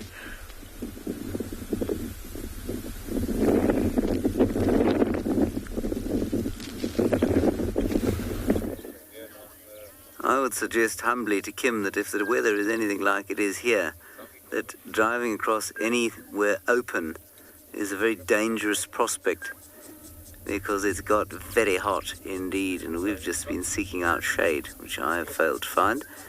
And we're now looking at a magnificent weeping bourbean tree, made all the more magnificent for the fact that it doesn't really have any leaves yet, just this huge wash of red flowers.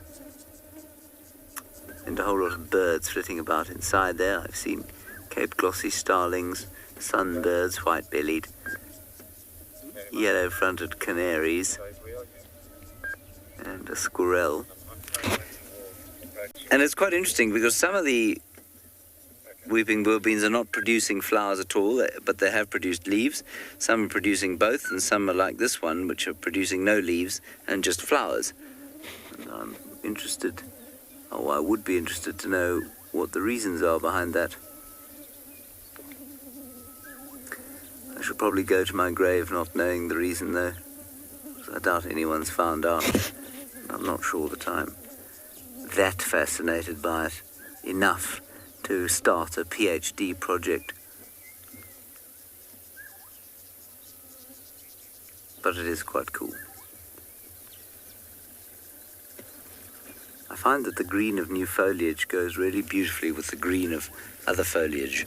And so the different shades of green go really well together, but the green doesn't go necessarily as well with some of the other colours out here as it might. Critter Freak, you say they're such gorgeous flowers. That they are. They're absolutely fantastic.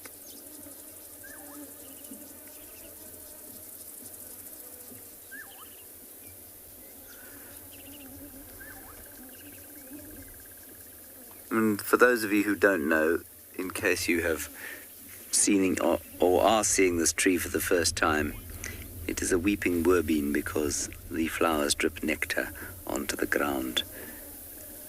Ergo, the tree is crying.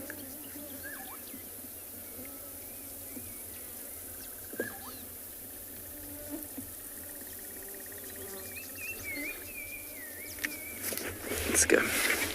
I'm not sure we have the weeping trees here in the Masai Mara, but our trees are very different and not very far from where I am. I have one of the very iconic trees of the Mara. I'll be showing you much later. The shepherd tree or the balance tree, and very close to here where I guess some predators brought down a wildebeest. And you can see the party going on here. We have got all sorts of scavengers finishing what predators normally start. Rupals, African white-backed vultures, the marabou storks, getting the internal organs of the late wildebeest. And this must have been this morning, and this is not where we saw the two lionesses that were feeding on another wildebeest. This is a very different kill, about 10 kilometers away from where we were this morning. Just listen.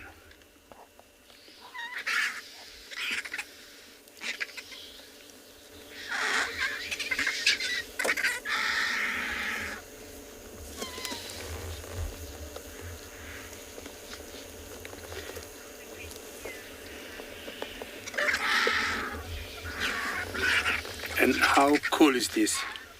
Here, speed is important of eating.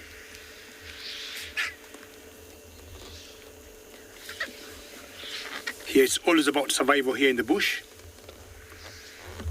Your speed, your strength makes the whole difference.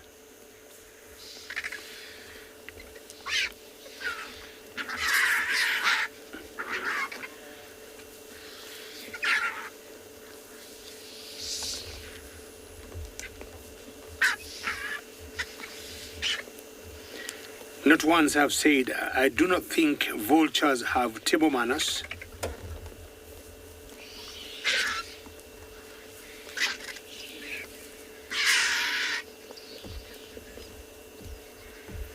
And I would say there's no particular, I would say, pecking order here. as I said, your speed and your strength. You have to push, you have to create room for yourself. The marabou stock is coming in. Of course, they are big and tall, but they're outnumbered by the vultures here. Now, what's funny, we might be seeing a warthog coming from the left side. And I'd be surprised. I mean, we have seen warthogs scavenging on bones. I'm not sure that's exactly what she wants to do. This will be very interesting if she's going to find her space here. I've never seen this before. But I know warthogs do scavenge for meat, for bones. Think quietly, with all the due respect. Oh, he is going to dig in. You can see the testicles there.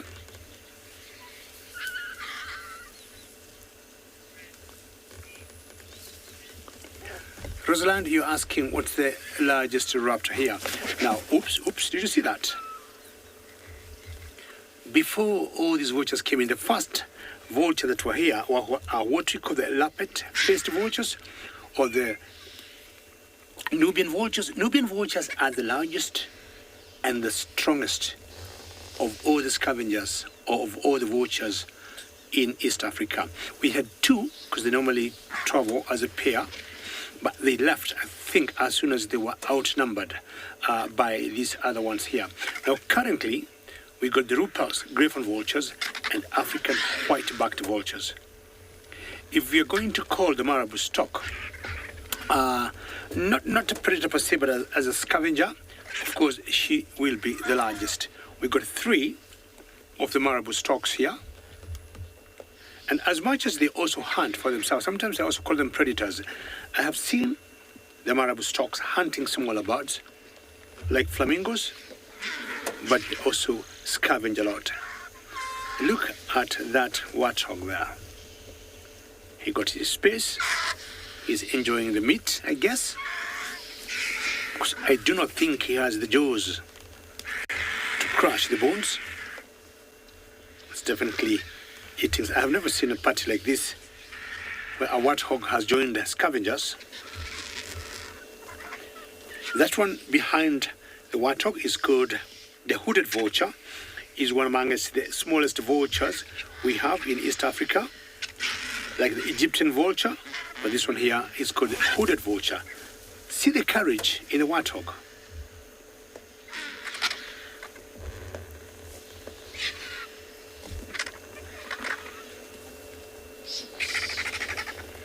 This is a very special breakfast here in the Mara.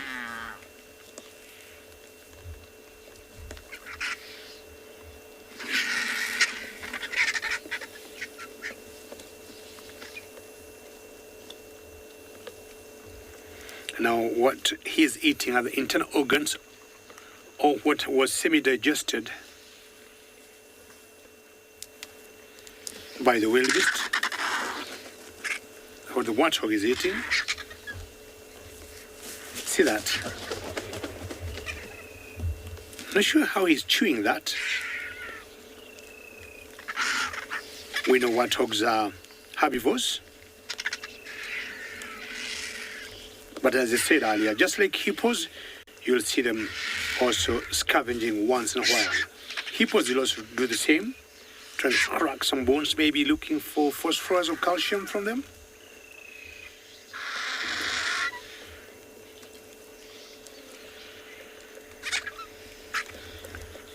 Sunshine, how are you? And you're asking the wingspan of a vulture. Depending on what vulture it is, it's always anything from 3 feet to 5 feet, and some of the largest ones, like the Nubian vultures, have a wingspan of almost 6 feet when all stretched out.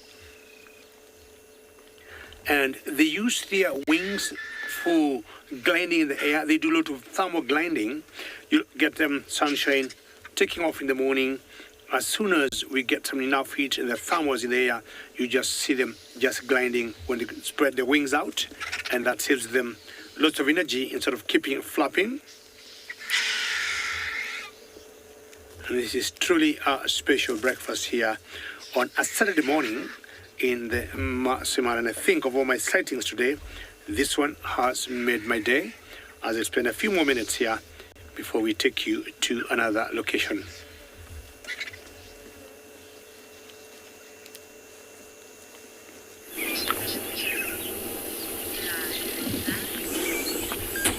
Oh, look at that, eh? Look at that elephant. Seems like he's enjoying himself. Doesn't seem like he just want to come out of the water and playing with the trunk. I'm actually not really sure whether he's playing or feeling the water. It's just amazing just to observe that trunk of this elephant. Oh, one more join. You can see they all look dark in color now. So they just had like a nice proper swim.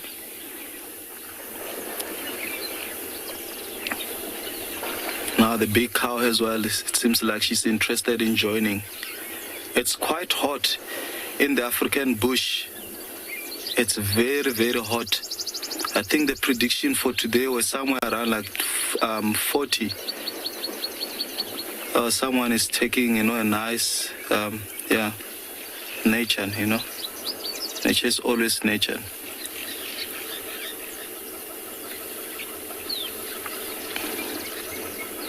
Can see now most of them, it seems like they had like, a nice proper swim and also drink. So it's just a matter of leaving this water hole, just going to seek for a nice shade where they'll for a minute or two, just rest, or even find a nice termite mound or any comfortable place where they'll just you can see this actually resting while standing. You can see not even they're a little bit moving, but if you look, normally when they are positively active, you can also see there we go, now starting to flap their ears. That's actually not aggression or anything, but purely also helping because they've got lots and lots of capillary veins just behind their ears. So when flapping those, it's another way of cooling themselves down. I think I'm gonna have 2 Ellis playing in the water now. Look at that, putting the trunk on his forehead. Can hear water. So some of them, they're actually playing in this water and blowing through their trunk. This one seems like he was a little bit interested in us not so long ago, but now he just relaxed. What a way of, spending the morning or your life in the African bush, in the water. Look at those trunk. So these animals are one of, my number one favorite animal, just because of the emotions that evolve around them. So that could be playing or greeting.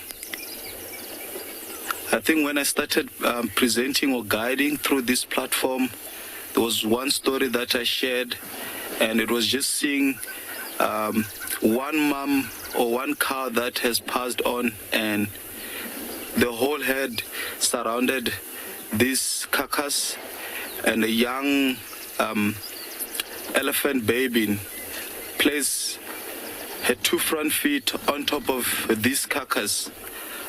I don't want to lie, what was the young Ellie was trying to say, or either it was saying wake up mom, or either it was saying in peace mom.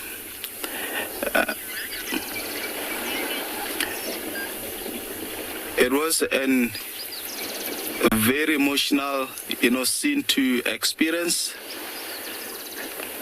And I guess that's what makes these animals what they are now.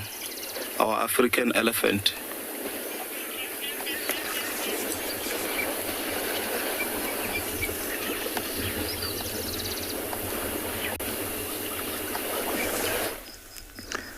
From our lone cheetah, we've come back to the herds. Now they look like they're on a mission to go and cross the Mara River. Now look at that herd. I'm telling you, later on, maybe if they decide to congregate by the river, it's going to be big crossing. Now, what drives them to the river? It's because of the thirst that most of them gather at the river to drink. Most of the mud or the water pools that are around here have dried up. We only got some slight showers last night, so that is not enough for all this herd.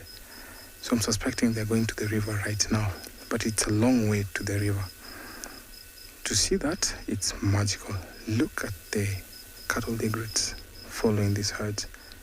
They get that advantage to eat the insect disturbed while these grazing animals are walking, and sometimes when they are feeding, they're quite much enjoying.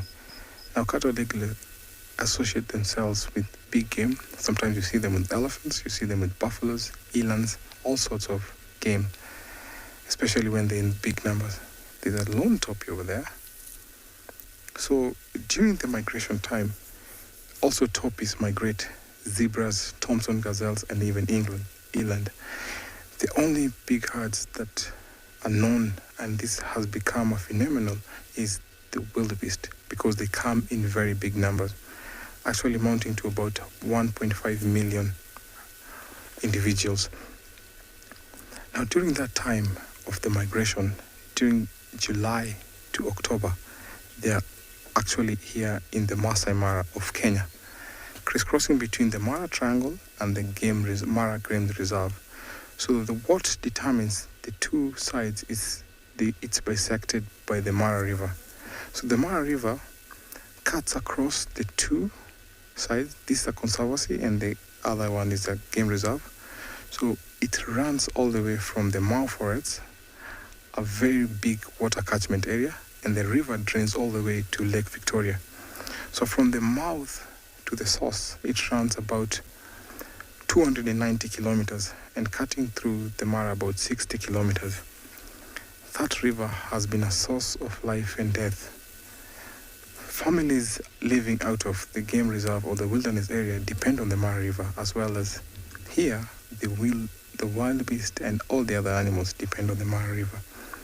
Because of that, it has become a very nice spectacle watching them crossing the Mara River. Now, during that time, we have lots of crocodiles that come to eat this. Those crocodiles are very big crocodiles, known as the Nile crocodile. They sometimes take big chunks of flesh, trapping these wildebeest. To see that later on, maybe in the evening, we might go to the river to see if these guys will cross. Remember, we're coming to you live, #WildEarth. Kids question at wildearth.tv and on your YouTube comment section at FC. As we follow the herds, we're going to jump into another safari vehicle.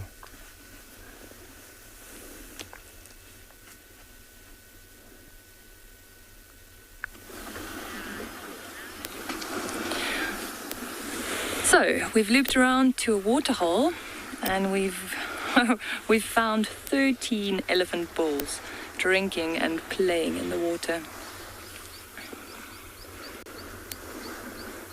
What an incredible scene. Some impalas coming in behind them, and then there's a large flock of red-billed quilias actually just on the left there. They just landed on the edge of the water.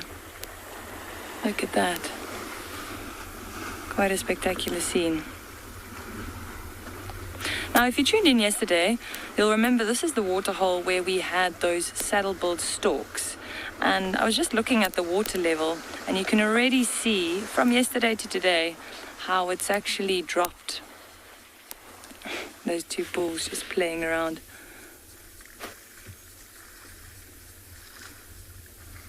Now, this waterhole carries quite a heavy load. You can imagine that hundreds of animals will be coming down to this waterhole when it's hot. And today is going to be really, really hot.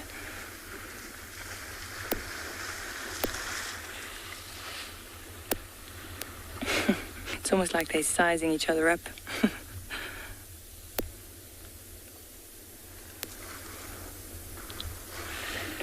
Most of them have finished taking a bath now. They were splashing around a few minutes ago, splashing and throwing water onto their backs, behind their ears, onto their bellies. And now they're all just standing around. We had this moment where it was like time just stood still. These elephants all, like there wasn't a tail moving, there wasn't an ear moving, no sound. Like it, we were saying it was actually quite strange.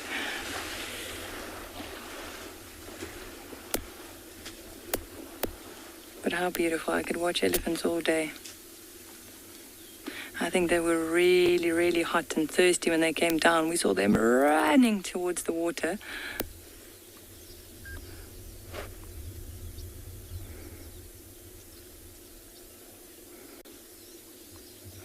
You can see the impalas starting to drink in the background there as well now. Now, when we arrived, there were zebras, there were giraffes, there were lots of impalas. They were all drinking at the waterhole. And then as the elephants came in, the smaller animals left. And that's usually what happens around a waterhole. The smaller animals, they'll make way for the larger animals. And around a waterhole, the elephant's king.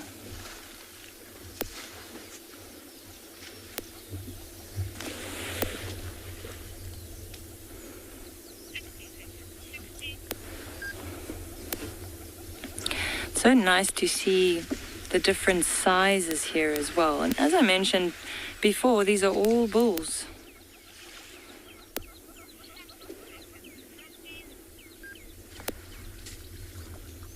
Gentle giants. Listen to that rumbling there.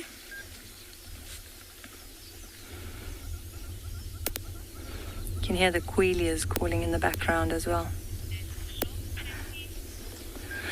Thank you so much for joining us this afternoon, or this morning, sorry. And please remember to join us again this afternoon for your next safari.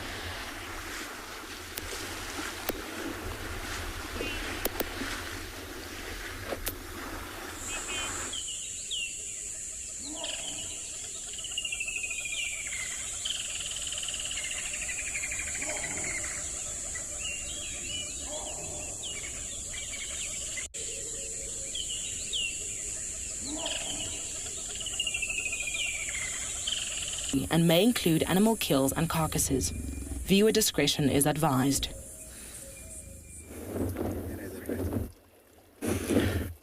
Jumbo, and hello everybody.